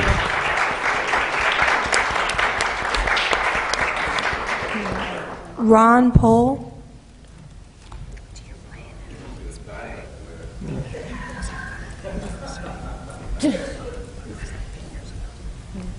Welcome. Hi, Ron Paul, 80 Burnside. I've been living in town for over 30 years. Probably almost one of the oldest people in the room now, looks like. I had some thoughts in my mind, and listening to the kids today has changed my comments. So, first of all, I want to thank the board for all their hard work. I know it's a very difficult situation that you're working on, and I see what I thought the bond was about is broader than I was aware of, and so you have an enormous scope for the buildings, and I can see that that's really needed as well. But this issue with the fields has come up many times, so I just want to give this board, which I think I predate everybody here, a little background. The school board has had a really, really, really bad reputation and track record when it comes to the Burke estate. You may not know it, but they try to sell it to a company to build a nursing home right on the Burke estate for a small amount of money. And if not for myself and a group of other people who live around there who protested and say, look, that's a really bad idea. You're giving away a very valuable piece of property, and we certainly don't need some industrial commercial property in the middle of our village. So thankfully, that got voted down, and they didn't sell it to these people. And then they came up with the idea, well, let's build this. We need fields. I know how long I've been hearing fields. Okay. I have two sons, went through the schools, by the way. They love it, and thank you very much. So, whoever was advising the board then, with all due respect to the professionals tonight, I don't know you, so I'm not going to criticize your work, but they got really bad advice, okay? First of all, they built these fields. They had no respect for the neighbors. The entire field is like one slab of granite that extends all the way up to High Street. They blasted that thing. They shook our buildings. The engineers were idiots because they did not do the drainage. They carved out the stone. They had to blast it out, so they had very shallow soil. So after they finished, the fields were completely, like, almost useless. They would completely fill up with water. And the gentleman's right. They say, oh, wow, we better deal with this drainage. So what did they do? They had to go back again and fix the drainage in the fields. So now I'm going to pay for it 3 times. Same thing, okay? Which is really ridiculous. So my recommendation to you is a couple of things. Having heard all the kids and the needs for the fields, before I give you my recommendation, I also want to be mindful of the cost of this thing. And as you know, as residents, our school taxes are sky high, and we don't get any tax deduction for that. And now with this new administration, you can go whistle before we actually see it. And that makes the cost of the bond very, very expensive because we don't even get a tax benefit. So I'm really, really worried and concerned about raising our taxes when we can't even get the tax deduction. So my recommendation to you, based on all the kids who are saying they need the fields and they've been saying they do need it, is do the project correctly, do it right or don't do it at all. Do the fields first. Do all these fields for these kids so they can have what they want, and phase in the capital projects that you need for the building. And don't do this bond until the interest rates start to come down. They're not down yet. You're going to lock yourself into a much higher rate, and it's bad for us. So be smarter how you do it. If you phase it out, you may make it more cost effective, and you're going to make a lot of kids very happy. Thank you. Thank you.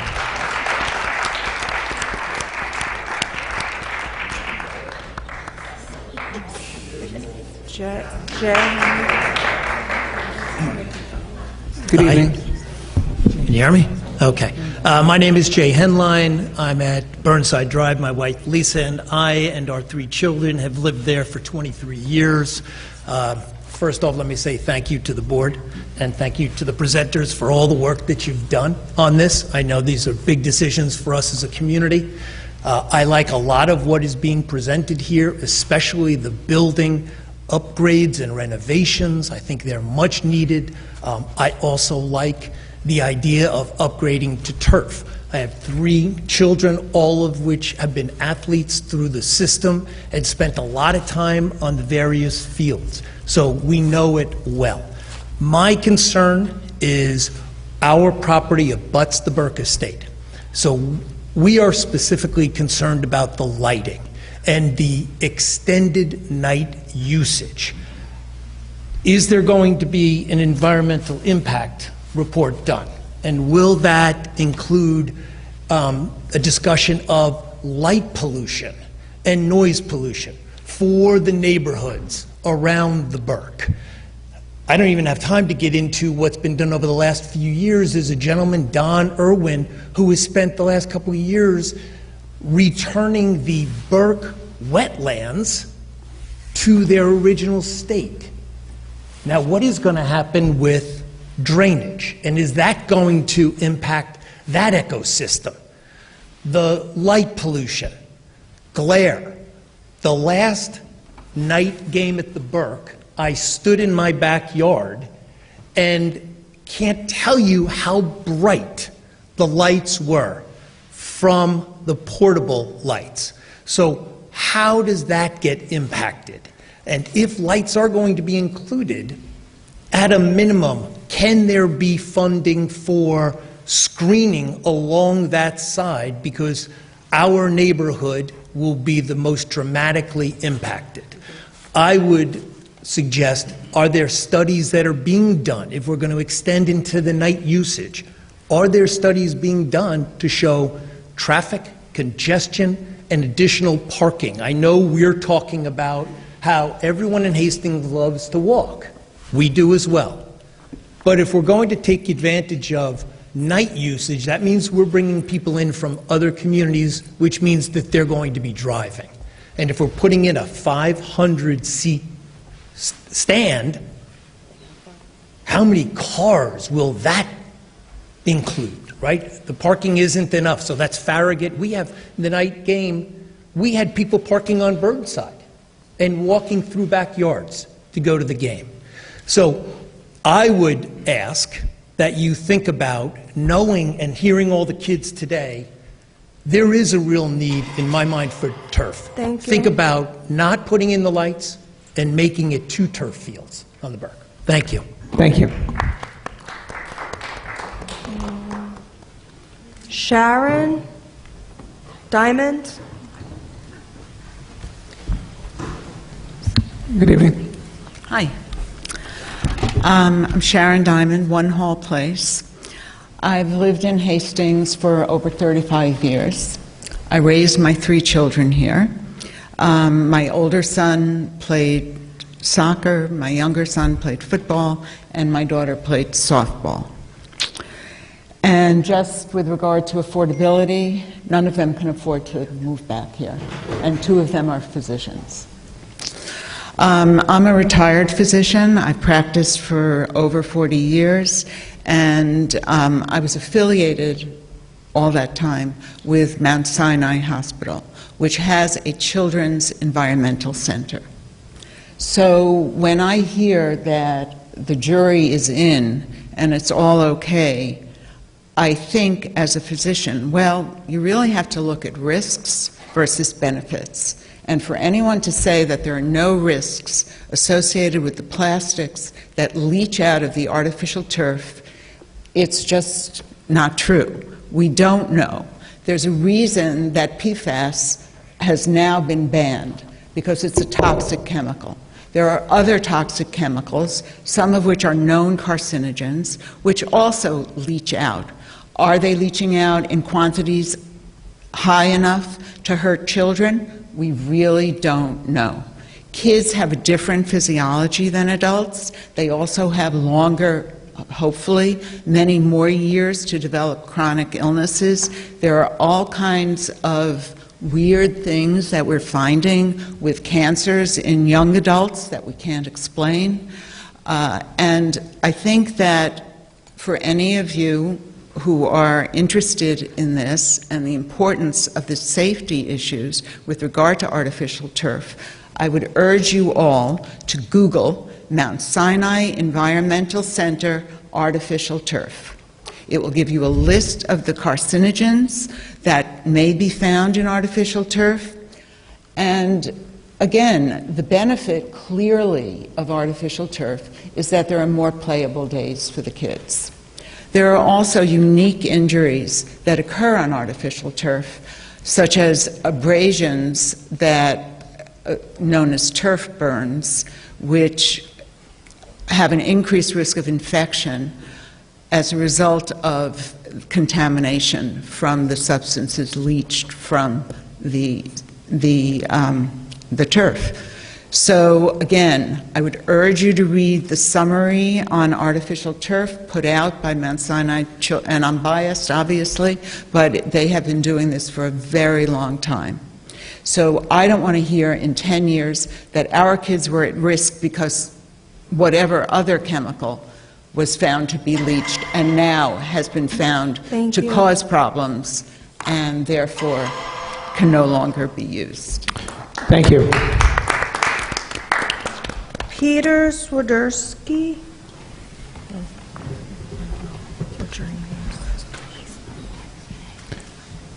Good evening. Good evening. Peter Swiderski, 25 years in this community. 2 weeks before your scoping exercise is scheduled to complete, we now have a $43 million bond, which I believe will be the largest ever for this community.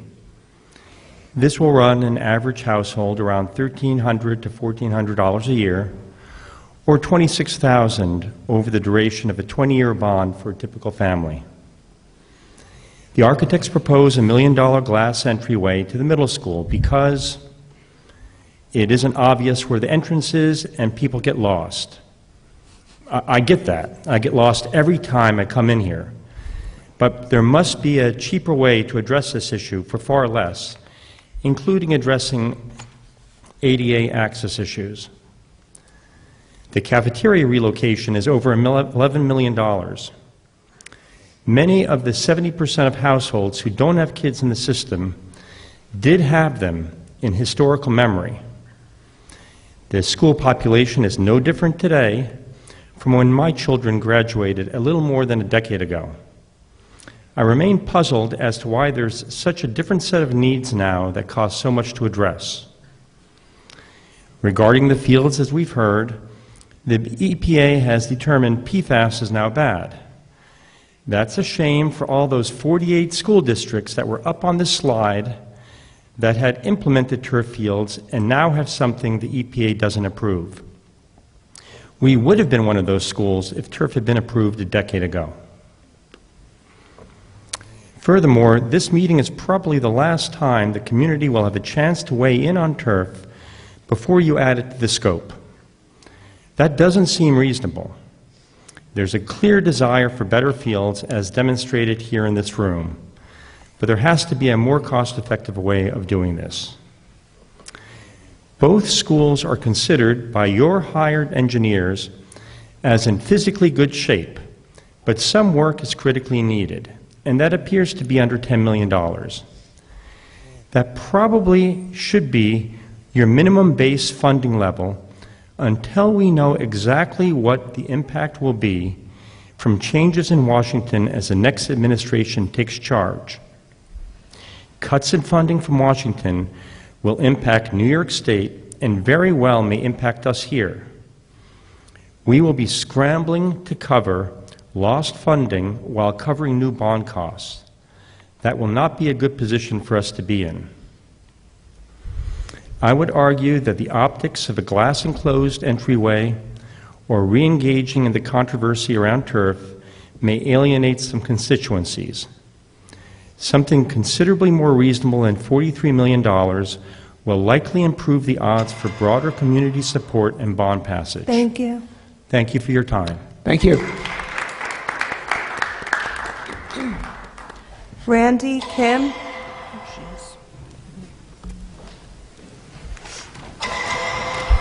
Keep going. Good evening. Hi. I've lived in Hastings since 2015. My name is Randy Kim. I should have started with that. I live on James Street, 153 James Street. Love this town. Love everything you've done with running the school and all of the wonderful people that I've met here. I have a 14-year-old daughter and an 11-year-old son. And I will just tell sort of my story with my son over the last year and his experience with turf, oddly enough. He's a very serious and devoted soccer player. I admire his work ethic, just his willingness to train pretty much every day in the interest of improving in this sport and improving as a person as well, I believe. But about 12 months ago, and again, I'm just trying to give you an experience or an idea of what his training experience has been like. They had the turf field in Yonkers at one of the schools there. It's close to where the Starbucks is and the West Med medical facility and everything that opened up. So we went there probably 15 to 20 times in the winter, so he could get extra days training in, which was great. This was over winter break. This was when his club and academy teams were not practicing. He would go every time. We love it. The surface is reliable. It just allows us to make sure that he can get in the requisite touches, time on the ball, and exercise that he needs. In the spring, he plays for an academy and a club team. He pretty much can play 6 days a week, 2 games per weekend, weather permitting. Both of the teams that he plays for play on grass, so very often practices, and one of them is local. It's a Rivertowns team that I help coach, would have practices and games canceled, which is frustrating, not just for him, but for all of the kids involved. If you have turf, that doesn't happen. But anyway, we got through the spring, and summer rolls around, and we take a lot of trips to Springhurst to train there as well, 3-4 times a week.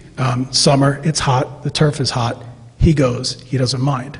A lot of other kids don't mind too, and this is all sports, football, baseball, you name it. It's not just soccer that we're talking about here.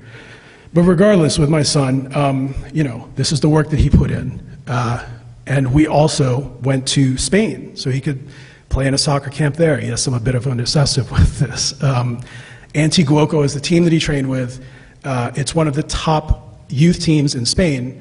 What do they train on? Every one of their fields is turf. And this is, basically a feeder program for the national team that won the World Cup and the Euros. And then in the fall, we come back, and I go and spend $500 to buy a 20 by 20 piece of turf that I can put on top of my garage that allows him to train. All of this is to say, he puts the work in, but depriving him of this access to turf does not give him the amount of time that he would have liked and would not have allowed him to improve as much as he has. He tried out for the New York Olympic Development Program recently. Thank you. He made it. I was very proud of him for this. I'm not saying that this happens, it doesn't happen if he doesn't have access to turf, but I do think it helped quite a bit in his journey. And I know that his experience is going to be amplified dozens of times, hundreds of times in this town. Thank you. Thanks. Thank you.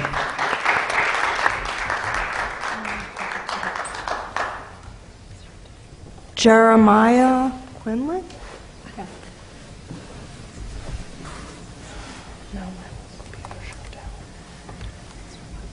Good evening. Good evening. I'm Jeremiah Quinlan. I live at 445 Broadway, and I wasn't going to say anything tonight, but after I heard the presentation, I have one thing that's really important that I think, and that's the lights on these one turf field and possibly 2.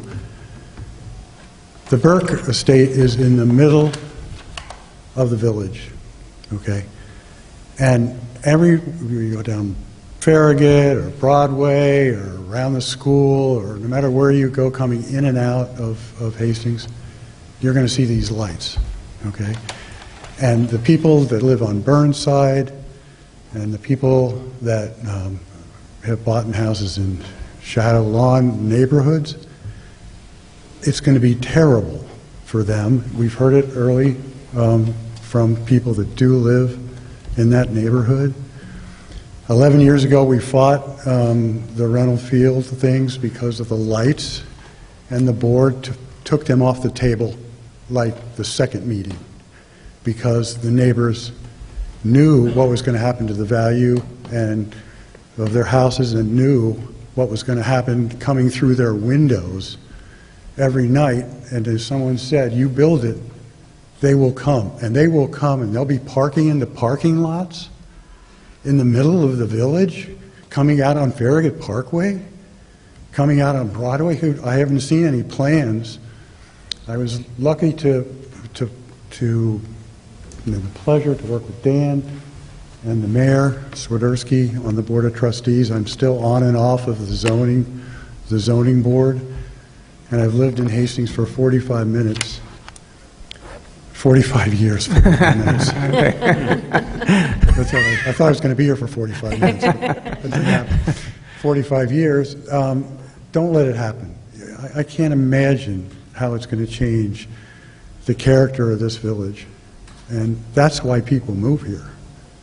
And this is just going to blow it off, okay? And I know the kids want to play at night. When I was a kid, I wanted to play at night. When I played softball as a man, I wanted to play at night, but we don't need that. We need the fields. The kids will play, but we do not need the lights. Thank you. Thank you. Thank you. Jay Crowley.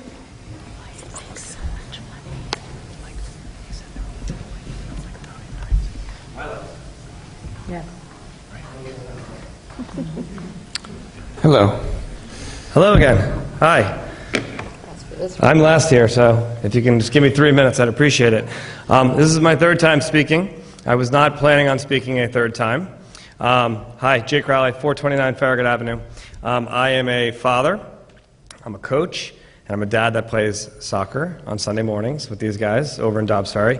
I was not going to speak, but I was so truly moved by the brave young ladies that came up here and spoke tonight. I think it's amazing. You are absolutely incredible, and you're an inspiration. So I came up here to speak on behalf of you and on behalf of my daughter. My daughter, her name is Madeline. She's a soccer player. She plays on JV. I watched almost all her games on the grass fields this year and just kept thinking about how amazing it would be for this to be turf. But the reason why I'm up here is because I really do worry about the inequality in the amount of teams. Coach Mullo came up here and spoke, and he spoke about all the different teams, mod, JV, varsity, that are going to be competing for one field. I'm up here to say, can we please reconsider the original proposal of the 2 turf fields? I just can't understand how we're actually going to pull this off with that many teams competing for one field. From a scheduling, from a quality standpoint, it's going to be very, very difficult. In addition to that, you've heard me in the past tell stories about getting kicked off the fields. Like, that's the thing I keep hammering home. Well, not just the students, but how are residents going to be able to use this field when there's so many teams that are pining over one of them? Whether it's Rivertowns United, or it's Phil's son, or my son, or it's Casper, Randy's son, or all the girls that want to play, or it's Little League Baseball, whatever it might be, residents are going to need a field to play on too, where they're not getting kicked off. And if there's one field, one turf field everyone's fighting over, it's going to be very, very, very difficult. For those people that are worried about the ongoing costs, I wanted to just tell you my perspective on this. I actually see it as an opportunity and an investment. So hear me out for a second. If you have two fields, it opens up the possibilities for events that you can host. You can then host tournaments, whether it's field hockey, or it's lacrosse, or it's soccer. So I spoke about this a couple weeks ago. In Massachusetts, my father is a selectman he's a voted official in his town, and they went through this many, many times, and it was very contentious. They're now installing their third turf field. Each field generates over $100,000 in revenue per year. I have the balance sheets. I can send it to you all tomorrow. I think it speaks volumes. So when people are saying, oh, you're going to have to replace the turf, or think about the amount of money that we spend maintaining the grass, right? The irrigation, the lines, the seeding, the fertilizer, everything. All of that costs. And that goes away when you have turfs. And then on top of that, you're generating income and revenue on top of that can even further offset that. Anyways, that's the point I want to make. Ladies, you're an inspiration. Thank you. I hope we do something that's equitable for all sports and all genders. Thank you. Thank you. That's it? That's it for the first public comment. Okay. Are there any other people signed up currently? One. Okay, so just, we got quite late. I had planned to do the second public comment shortly, but a little later. But because we've gone through all the board comments, I'm going to give our presenter, I want to thank our presenters, James, Rena, Robert, Matt, thank you for being here. Thank you for listening to the community. It was very important. I'll give you the opportunity to go. And then, instead of going to the second public comment, which we will still probably have as a segment, if there are any people who wish to speak on any other issue tonight, please feel free to sign up or to let the room empty, and then we can resume. There is another sheet. No. Oh, Kyle, thank you. You're still here. Is you want to speak now? They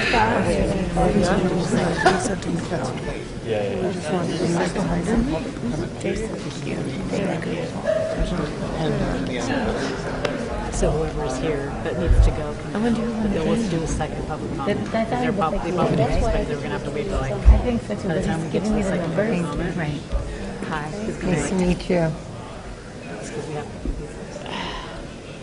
Yes. I wish Josie had been here to hear the softball comment. Thank you. Very interesting. She would have. She's had so many games sprained out. It's true. No, I guess not. I guess the letters. That's the when? What do you mean? That's the same. Or is it like they want one dedicated? The softball? Probably dedicated. All right, we good to, we'll resume? Yeah? Yeah. Okay. So whomever would like to speak, please feel welcome to come up. Yeah. She's on. Hello. Hi, folks. I'm so envious. Everybody else had just a big community interest, and then there were few. My name is Maria Graceffa. I'm on Villard Ave. I continue to approach to discuss literacy, professional learning. Before that, I do need to make a note that I have about 17 hours worth of support that I could verbalize for Hillside's yearly gender lesson, singular. But we do have community leaders who are just doing a far better job than I am. I commit my ongoing and allied support because social emotional learning is just as important as academics. There are just people better than me in this realm. I pivot to my continued request to discuss evidence-based professional learning for literacy. I know that the most recent RFP just closed last week, so I'm really hoping that high-quality providers submitted bids. I continue to see professional learning, the PD, the professional development, as a foundational piece to bring our district more in line with science of reading. We are on our way, but the status quo is insufficient, and I'm living it. Who you hire for professional development and their theoretical orientation really, really matters. It's in my home. I can provide you with some glimpses. So my son, he's now in 2nd grade. He spent kindergarten and 1st grade arguing with us nightly about 3Qing. He insisted on using picture power every time he got to a word he didn't know. His guesses were smart. This kid's smart as a whip. So they always made sense. And you'll hear that phrase in balanced literacy, things make sense. I'll get there later. So in a real world example, you're supposed to read the word stars. He would guess sun. He would always use the correct first letter, S, for stars and sun. And he always guessed a word that absolutely fit the context of the sentence. But he was so frequently wrong. And then he argued. I wasn't sure if it was just his luck of the draw, but my kindergartner's report card came out, and my heart kind of sank because when I read the notes, it said, she's beginning to read simple texts that contain repeating language patterns and have concepts that are highly supported by pictures. So, text that contain repeating language patterns, that's predictive text, and I'll save that for another time, but that's not phonics-based. Concepts that are highly supported by pictures. It is true. She's actually really great at reading things when she can see the picture, and when I cover up the picture, she can no longer read the page. So for these reasons, I am focused on requesting phonics with fidelity, because we have phonics, but we can do better. I see that professional learning is the foundational piece to improving our efforts in this area. Thank you so very much. Thank you. Thank you. Is there anybody else to speak? No? No, we're good? Okay, thank you. Everybody's left, but thank you all, including you. Thank you.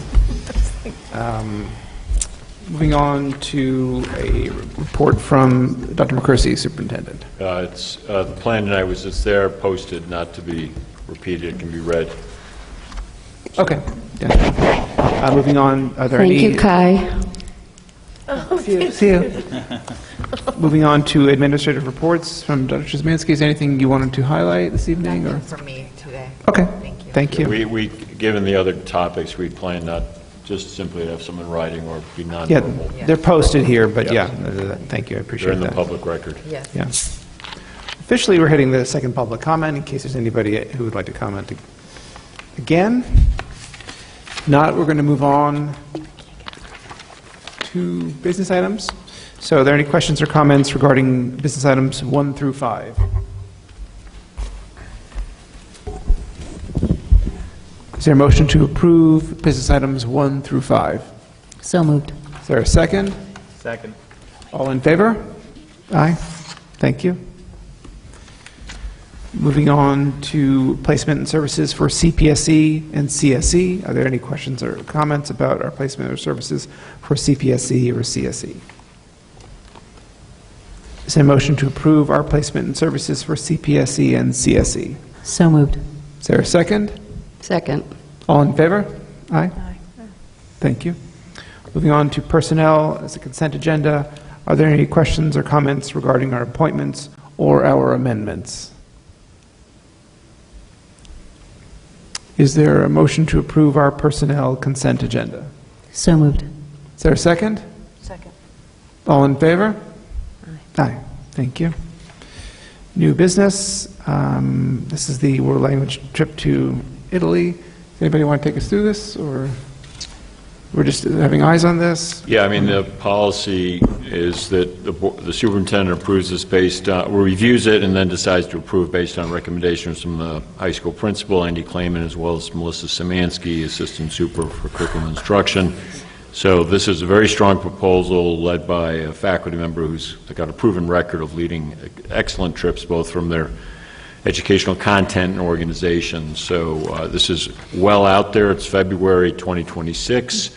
That is the same time frame as the trip that Mr. Lopez will be leading, but it's I think it just expands the opportunity. The same questions you've always had will be here in terms of affordability and all the rest. And I think, things will be done to try and minimize that. But again, we with strong endorsement from Andy Clayman, followed up by Melissa Szymanski, so I approved it. So it's here just for your reference if there are questions. I just wanted to comment that I was sorry if I'm booming.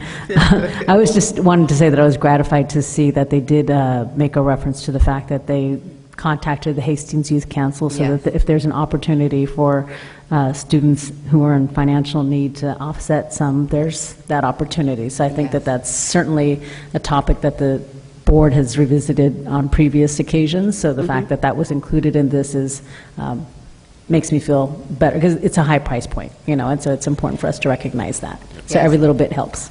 This was a challenge for our faculty to solve as well. We have alignment on that, making sure that we were pursuing creative opportunities to offset in the sense that some families may have need, and we want to make sure that we have equitable access.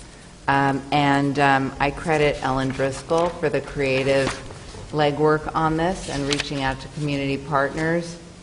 She did meet multiple times, and we kept circling back, and she was able to make it happen. So I credit her for that. And also she knew that this was very important to me personally, to the board, and we wanted to stay on top of that. Highlights from this particular trip include Venice, authentic glass blowing demonstrations; Florence, Cradle of the Renaissance, Center for Learning, Art and Science. Of course, there will be a touch of gelato in there somewhere. Oh, yes. There will be a full cultural immersion. There will be sightseeing of the Duomo, Michelangelo's David, so many of the things that are connected, to Rome, including a pizza making lesson. And so there is a combination of fun, cultural immersion, and learning that's directly related to the Latin program. It sounds amazing. Yeah. Should have some board oversight. 10 big trips, right? That's great, though. Thank you.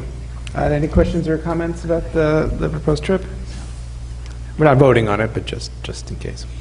No? Okay. Thank you. Thank you, Melissa. Thank you. Moving on to minutes. This would be from our last meeting, November 19th. Are there any questions or comments regarding our minutes? Is there a motion to approve our minutes from the November 19th meeting? So moved. Is there a second? Second. All in favor? Aye. Thank you. Moving on to policies. These are second reads, so we are voting on these.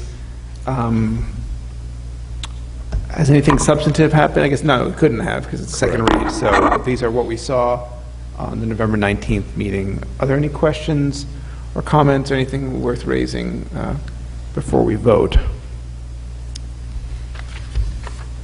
Where are we? We're at the second read of the policies. Got it. No? Is there a motion to approve policy 0111, 0115, and 6700? So moved. Is there a second? Second. All in favor? Aye. Thank you. Moving on to agenda review. We are almost out of the woods here. We're going to be what, the 19th? No, 17th. 12/17. So right now we've got nothing. We just have sort of the boilerplate set up for this. Is there any outlook for what that meeting might contain now? We got a big decision point regarding the bond, which we probably, for the sake of this plan, should have put here, because that on the bond calendar, the 17th is a key decision point. So we'll have to kind of think about what you've heard tonight, what your thoughts are, and what we're ready to prepare and bring to you on the 17th. Okay. That timeline gets quite essential as to the viability of the bond referendum. Okay.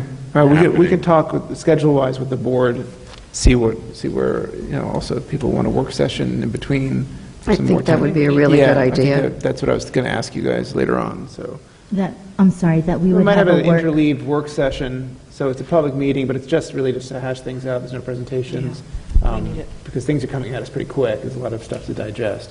And that would happen before the next board meeting? Yeah, ideally, I think. Mhm. Yeah, if we have decisions that we have to make on the 17th, it's hard to get away from meetings. So, well, we can follow up on that. Yeah, it's a lot to ask this time of year, but it is pretty essential if you're going to have a shot at making a decision on the 17th. And that date, and Maureen can backfill on this for me, but that date's quite key to keep everything moving ahead in terms of what may happen. Because on the calendar, in terms of certain things would need to occur after the board approved a scope of work. They have to do a SHPO review, which is the the historical preservation because of the age of the building. There has to be a SECRA review, which is the environmental determination. So those things do have to occur prior to, like, to meet the legal timelines for a vote. You know, here, and there's like certain, you know, there's times in which those things require. Yeah, so in tonight's presentation, that's slide 49. Yeah, which, so literally in almost black and white makes it key why the decision on the 17th is quite critical. all right, so we'll definitely circle back and set up a work session. And include, I would agree, a work session ahead of that will help sort out what might happen on the 17th. Okay. And then just in terms of, I know we can get further, like once the scope of work, or maybe we could break it down, like different things that we heard tonight, and not like menu, but like a menu in terms of if we were to bring back certain aspects of the field work and things like that, we can work with the architects to see other, because as even with the bringing it down to one field, I know it did actually bring it down quite significantly also because they started to tighten up some of the numbers. It's even less than half in certain, Yeah. you notice that, right, Yeah. on the budgets and things. So we can do that, and then I think we can also, we've had some, not real discussion here, but we've been working with the financial advisor to start, you know, kind of projecting out in terms of the Oh, it's a costs perfect and what time to that talk would about be. it. So I think someone said it tonight, I think that's, you know, there's a piece in which whatever the cost is, right? You know, the cost of doing even the 10 million or so of internal renovations or things of that nature, that's a certain dollars, you know, you're in for like 1.5% right there, too, you know, so it's kind of these other ones are maybe like a 1% more. I'm just, you know, so I mean, there's different ways we could look at it, of course, but the one thing, like even with this schedule, and this is not to tell you exactly what it'll cost, but people really, where that debt, the actual full principal and interest payment, because when you first take out a bond, you do a couple bands first, so those are, like as an example, would only be about $45,000 worth of interest in like 27, 28, and 28, 29. The first real payment for this work that we're discussing is 2930. Right. You know, so it's quite some time. I mean, that's just kind of the way it works. So I think we just have to kind of look at what, you know, when we're talking about that and what that would look like. So that's why, you know, when we look at that in current dollar, I mean, we know what they've provided, the budgets calculating out the escalation costs, right? So that's why if we were able to turn around and do the work today, it would be less expensive because they're building in 3 to 4 years of construction escalation, right. You know what I mean, in their base numbers. So, but all that to be said is like when we look at those numbers of what that percentage, which actually at the time of when you start paying for it will look different than it would mean in today's current. And then I think one of the things, and I know we'll talk about it next time, is to start looking at, you know, we know we'll have some new tax revenues on our rolls, and like to see, you know, does that allow us to look at some of these projects differently in terms of the electric Al project coming on the rolls and things like that, which has been something that we really didn't discuss last time, but that may be an opportunity to look at, you know, things perfect. that we may think differently about including or not including. All right, so we'll circle back and set up a work session. Let me make, I think it's appropriate to do the following. There are excellent points about potential inequities regarding softball. Yeah, I think I just want to be clear that we treated baseball and softball consistently in the alternative that came back. So back originally, option B is the one that was in great favor tonight, because that was synthetic for both baseball and softball. Option A previously was natural turf for baseball, softball. So in this option, we went back to natural for both softball and baseball. It does, though, leave the softball field where it is. So there was attention to across that like spring sport, but well raised tonight. And just, you know, that in a sense, it's option B from the first go-round. You know, but I just want to be clear. There was thought that if softball's not there, how's baseball getting treated? Because that's often the consistent comparison point. So excellent set of remarks tonight from coaches, athletes, and parents. But I'm not new at that question, and that was why we were sensitive to it. and try to bring the cost down. But you as a board will have to talk more about that. So I don't want you leaving not thinking there was thought, and it's not possible at the moment to give a public comment back. I just want you as a board to hear that. You know, I think we all have a full plate of things to think about. And it's one of those awful times in life when we're not going to be able to be all things to all people. And it's like being a parent, I guess, in some ways, and how do you make the best decision for your kids and your family, and how do you think ahead but think present? How do you not be penny wise and pound foolish? Yeah. At the same time, how do you decide what you can afford as a family, you know? And I'm not sure about this. We do need to have a work session. Definitely. Because the thought that we are going to make a decision about this in 2 I weeks agree. is mind-boggling. And I think that tonight's public comment was really interesting in that kind of, we really got a good different pieces, and they weren't even always addressing this. Even though we're talking about the fields, there's the playing time and the usage, and on one hand, then there's the health issues, which sort of, they don't necessarily both come together or answer each other, which is very, very difficult, I think. And then I think a lot of other things that we maybe weren't thinking that much about the fields and the traffic and what it brings to the community. I will tell you, definitely was considered, and that's why initially there was a proposal to put a lot more parking on Burke. It wasn't, and that was to address the overflow to the neighborhoods. Right, but I don't know if that addresses as much overflow as... Well, no, they initially had, Jody, the original plan had parking for like 200 cars. Oh.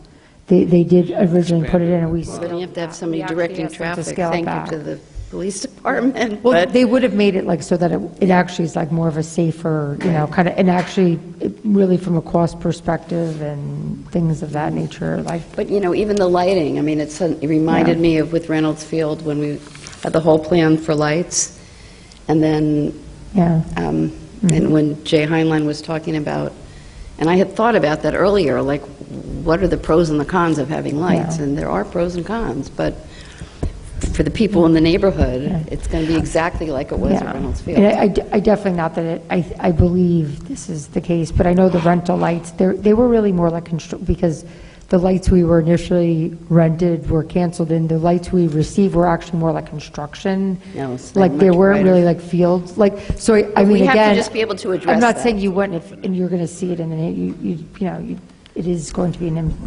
different for the people who live around there. But I think the lights village was totally different. Can I ask a question? I know this isn't our work session, right? But when you look at this bullet point of a reduction, reduced from 2 lighted fields to 1 lighted field is a reduction of $2.8 million. Does that mean that 2 lighted fields cost $5.6 million? No, I think, I believe the original number was like 2.4 million, and now it's like 1 point something rather. Getting better quotes. Yeah. If I look at the original The budget. original was $4 million. I just did some notes. The original was $4 million, brought down to 1.2, but there was other efficiencies they found between, it wasn't just a straight halving. Well, I But think lighting is expensive, right? And lighting is almost like half of the cost of a field, right? So if you look at doing 2 fields and no lighting, I know we stress the importance of what lighting does to the playability of the fields, but if you reduce lighting completely, you're almost at the point of a half of another field. So, and I know that we spoke a little bit about structuring the lighting at only X amount of days per year. What was that number? Did we talk about we're only going to do lighting? We were just What you may be thinking, in having led 2 districts with lights on fields and neighborhoods, it's a very common issue. And then you get over this hurdle that we're facing right now. It's a very understandable hurdle. You find a way to put limits. Then you win over most people's support. Like time limits. Time limits and limits as to, when outside groups could be on there. And Hastings Police is fabulous. They're in the room, and I think they would endorse us saying yes, but also have some limits. So, but that'd be something we could get to. We could do a little homework before the work session on how others have handled that. Because there is a definite trade-off. You're looking at a couple hours less usage without lights, if not up to 3 hours some days. But the potential of a double field for But it's- marginal yeah, but- amount more money, that's more playtime right No, there. you've got an exact equation there. Yeah. So, Yeah, I think the initial budget numbers, even on those, and I think they've done some additional work and have a better understanding Yeah. about the lighting and things like that. So I think you're also seeing variation in the budget numbers based upon a better understanding of, the work that would be required to install the lights there, because, I was surprised to see some of those numbers on the original cut sheets, but I was going to say one thing about the jet, which is irrelevant, but in terms of lighting, and this was relevant with the first field, and, I think for us and what we did the last time too, and although I know people say, oh, rent them, all the rest, that probably, we give a lot of community usage to our fields, but I think that would be something we would be very careful about, because it's bad enough to have your own sports using the fields, but to rent them, like, the amount of money we would receive would probably be like a larger impact to your neighbors. So you may, like, I would probably say, like, Later. Tibbetts does that and all the rest, but even if we could make $40,000 or $50,000 a year, I probably would caution against it, because that is then, that for the neighbors that would have to endure it, that would probably not be worth the 30 or 40,000. You know what I mean? Like, Right. in terms of, like, It'll people bring up other essentially using problems. lights all the No, time. we can hub and spoke questions, I think we should, and like send them around and get ready for the work session, so we get Right, like that's all what I was day. going to say, maybe good you send idea. Maureen, we Yeah. could send, if there's specific, we don't want to flood you with questions, but I think if people, Yeah, there's no. specific questions that people have, it'd be good to know ahead of time. Yeah, I think the if light if I questions might came up a couple be- times, Let me, too. let me just suggest a structure. Let us get a date set, and, it's a very difficult time of year, but it's really important we get that date set. And then 2 days ahead of that date deadline, please send to us the questions, and then we can organize them, and some of that might be verbal response. I already know some questions we can do some homework on, but if we can do it that way. Sure. All right, so tomorrow, Melissa D. will start working her magic, and just try and be flexible with us, because I think you sense the urgency. Yes. And then we'll have questions to us. Well, we as probably, say 2 days most people before. probably know their questions already. Yeah, so. and I've been scribbling notes, and I think Yeah. Maureen and I and Melissa can come up with, but if there are any other ones, All right, does that make sense? I think a couple people mentioned cost-benefit analysis. I would like to see that, like the trade-offs, right? Would I you didn't get hear what you said, a half Mary. a field, the Yes. cost-benefit analysis, like, for this much in lighting, we could get a field, like those kind of paint a Right. different picture that might help us decide and get closer. Advantages and- And we'll also confer with Drew, because who's standing in the back of the room. It'll be key in terms of the scheduling issues and all the rest. Get a handle. And Drew and I have talked about that, but I can be specific, because he's well aware of that headache, and with, so, all right? Yeah. Bill, I want to say one more thing. I think that you're very sensitive to the community and to the village, and wanting to sort of do something that fits with the village, I think. I don't know the wording, but, and it is compelling, at least for me, to hear, like when Natalie Barry was speaking and talked about affordability and diversity. And when we think about Hastings and you think about what this community is and why people move here, and I don't even know how that translates, but it just is a piece of it for me that makes it really hard to kind of weigh the needs and the wants, and how do we keep it that way, as opposed to it being my kids are trying to move here, and it's really hard to find a house that you could afford. I'm not. It's like, who could come to live here, And I don't think that means people that could afford it are bad people, but I think you still want to keep a mix of people. You want to keep people who've lived here, who've grown up here, and how do we do what we have to do? And I think that's really the challenge. How do we do what we need to do and still keep it It's a lot to relatively balance. affordable, whether it's fields, whether it's buildings, whether it's, and Yeah, no, it's, I think it's, when we talk about the community and the diversity, the economic diversity in the community, I kind of feel like that ship has sailed. Like and it shouldn't have sailed. It's important, and I really want it. It's become an affluent community, Right. With the median income being so much higher than, other communities. But that doesn't mean that we then say, like, okay, let's go shoot for the moon, and do it all. But it's every person who spoke tonight had a really compelling argument, right? I found myself being like, yeah, wait a minute, no, yes, and I really heard the man who said he's been here and he's paid for these fields like 2 and 3 times because they weren't done right the first time, and then he had to pay for it again the second time to get the proper drainage in, and so he changed his what he thought he was going to come and say. He changed his position after hearing people, and then he ended with, "So do it and do it right, so we don't have to do it again." And that had a lot of sway with me in really wanting to actually do it right and give opportunities to the athletes in this community. My daughter said, "Go there and get us a turf field because the ball goes faster." The students were so impressive. I mean, my compliments to them. They were really, I think they changed minds, and they were really so passionate about it. It was wonderful to hear all the views, but particularly the students was very interesting. It's their lived experience, right? It's sports, I mean, can change your whole life experience at this age.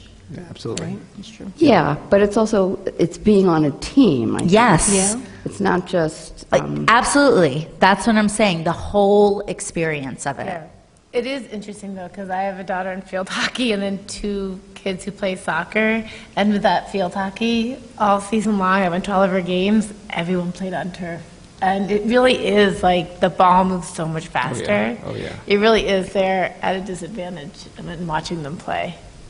What I found really interesting, too, were athletes talking about injuries on grass, inadequately maintained grass fields, and it seems like it's really hard to maintain it unless you have billions of dollars. But there's, ditches and bumps, and so we're not really talking about injuries on grass fields like we are on turf fields. I just want to say one thing about the softball field in particular. The problem there is there's so much rock bed up at Hillside that we will never be able to have the proper drainage in that field to make it work, to function properly. I mean, that is just why it's always wet. It's wet even when it's not raining.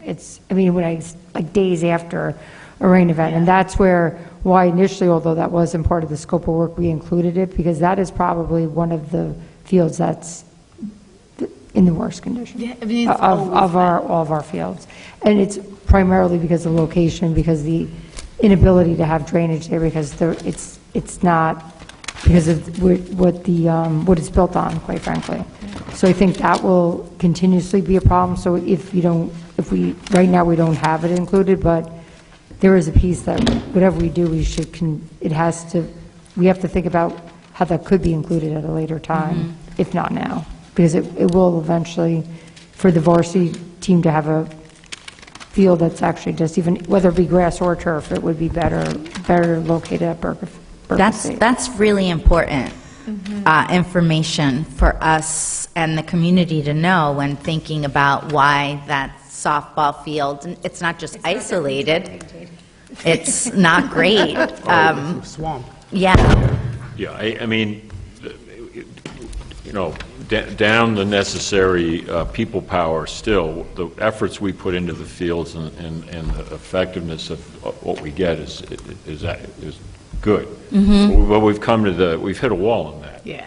And actually, if these fields were done on the last project, what, almost 10 years ago now, 8 years ago? Actually, yeah, and by the time we review them, well, like, so I was just looking, sorry about Yeah, to interrupt you, like, it'll be 13 years Yeah. by the time the fields are redone from the last time, so Yeah, and- to that gentleman's point, you would do your fields every so Yeah, often and- anyway. and- you know? And, you know, Matt mentioned that, when you have a natural turf field, you have to come in and do major resodding quite regularly, which is highly expensive, highly environmentally an issue. So there's a whole, I mean, that's, you know, Right. sorry, I got to go back to experience. Western Connecticut hit a big fat wall with a high-demand community, saying these natural turf fields are not up to condition. It was the girls' softball field, it was the baseball field, and it was this middle school practice field. So the district had to go spend a whole lot more money to job out all of that to high-level groundskeepers, so that the residents were satisfied.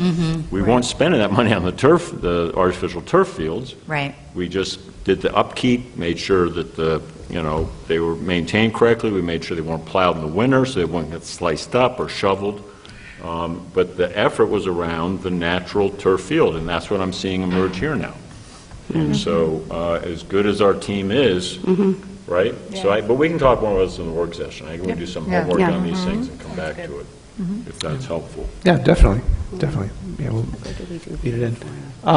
So we've been talking about, I'm going to officially say we're open for board comments. So. Well, what I was going to say is, it was interesting to me because obviously the thing that generates a lot of passions are the feelings around the turf or not to have an additional field, what the material will be. But I actually wanted to say that I just wanted to address the item of the cafeteria addition because I know that a few folks have kind of referred to it as like a luxury item.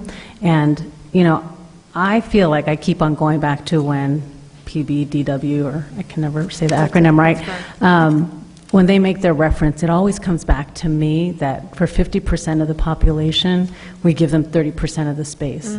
And these are kids who are in middle school, and they're being compressed. And I think that when we are all feeling justifiably upset that there could be an inequity in terms of, space that's dedicated to girls' sports versus boys' sports, and yet we're saying for this whole building of students, we have been okay with the fact that we have given them 30% of the space. Well said. And I think that that is a travesty. And I don't think that that's a luxury to address that. Right. I think the fact that we are doing a cafeteria is not because we want a fancy cafeteria to have, the snazziest culinary options, but rather because we want to put a space that we can repurpose to, suit the, feeding students and perhaps having this community room or whatever the other things were that were built into the design.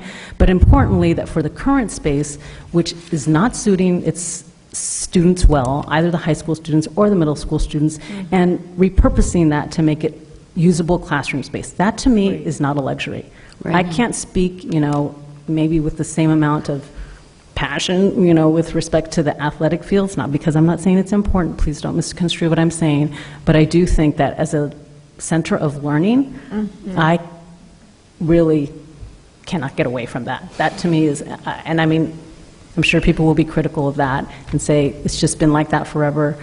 I don't think that as a district, stasis is what we should aim for, and that is what that feels like to me. And frankly, Sylvia, what did you? Stasis, just kind of like, well, it's been like this. The whole point of anything that we do, even when we're talking about like the fields and will they need to be replaced in 12 years, like anything, there's nothing that we can do that will be good forever. I mean, and I think that's what, we struggle with as a community that is, talking about economic diversity, whether or not we consider cultural diversity. There's also things that the schools are not accountable for, different styles of housing that we don't have in this village that maybe they have in other, surrounding municipalities.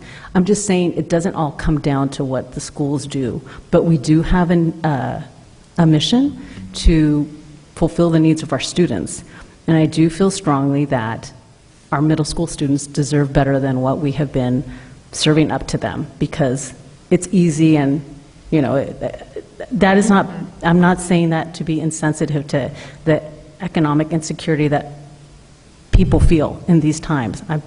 absolutely understand that, having gone to Title I schools my whole life. I'm very familiar with being economically pressed. But I do think that for our students, we owe them better than what we have done since 1989. Okay, I mean, and that's really all I have to say. I agree with you. I think, to your point, Sylvia, the driver is not like the shiny cafeteria, you know, and the driver is the backfill is so crucial to get that space for the teachers and the flexibility and all of that. That's the driver. The cafeteria moving is required to make that happen. Absolutely. So, yeah, it's not like, and it actually uses a lot of the existing facade and everything, so all of that is a cost savings. So I think that's how I see it. A quick question around the funding from New York State. Has there been any movement, any kind of sense of where that's going to land? Well, the study that, which was really primarily focusing on foundation aid has come out. Rockefeller report, yeah, it's too late. So I actually started to read through it, but, and there'll be many, I've sat on a few meetings with it. But the long and short of it is we know that there will be eventually some probably, so right now it primarily was looking at foundation aid, but they're looking at the factors that they've been using are very old, of course, and they reflect, like the reason I believe we get 42% is reflective of them using old data, which they use on all the state aid. So currently, I think there will be some changes to foundation aid. I think they're talking about phasing it for 5 years. But that being said, if they start recalibrating those type of, the information on districts, I believe that will then down the road impact those, there'll be a change in the percentage of reimbursements. But my understanding of how all of those things work is if we had a bond prior to that, like whatever the rate is at the time of the expense being approved, they would have to be honored. Right, correct. I think the future of that moving forward, I think in general, I think they'll be probably looking to reduce those things for districts like ours that are, again, high wealth districts. Yeah, which I think that's a big reason to move forward with, something that we can vote on and get it through, knowing what we're getting reimbursed. That's really important because that can only go down. Yeah, no, I agree. Yeah, that's for sure. Thank you. Any other board comments before we adjourn? Oh, I just had one, which is not related to the bond, but I wanted to give a big shout out to Lynn and Cliff Shore, who kind of led a bunch of volunteers for the junior formal. It was so lovely, but they, recreated this wonderful thing, the theme that the kids chose, and the cafeteria, the gym was amazing. But they worked so hard, and they kind of rallied everybody and all the volunteers. It was really, really lovely. But a big shout out to them. It's nice. It's very nice.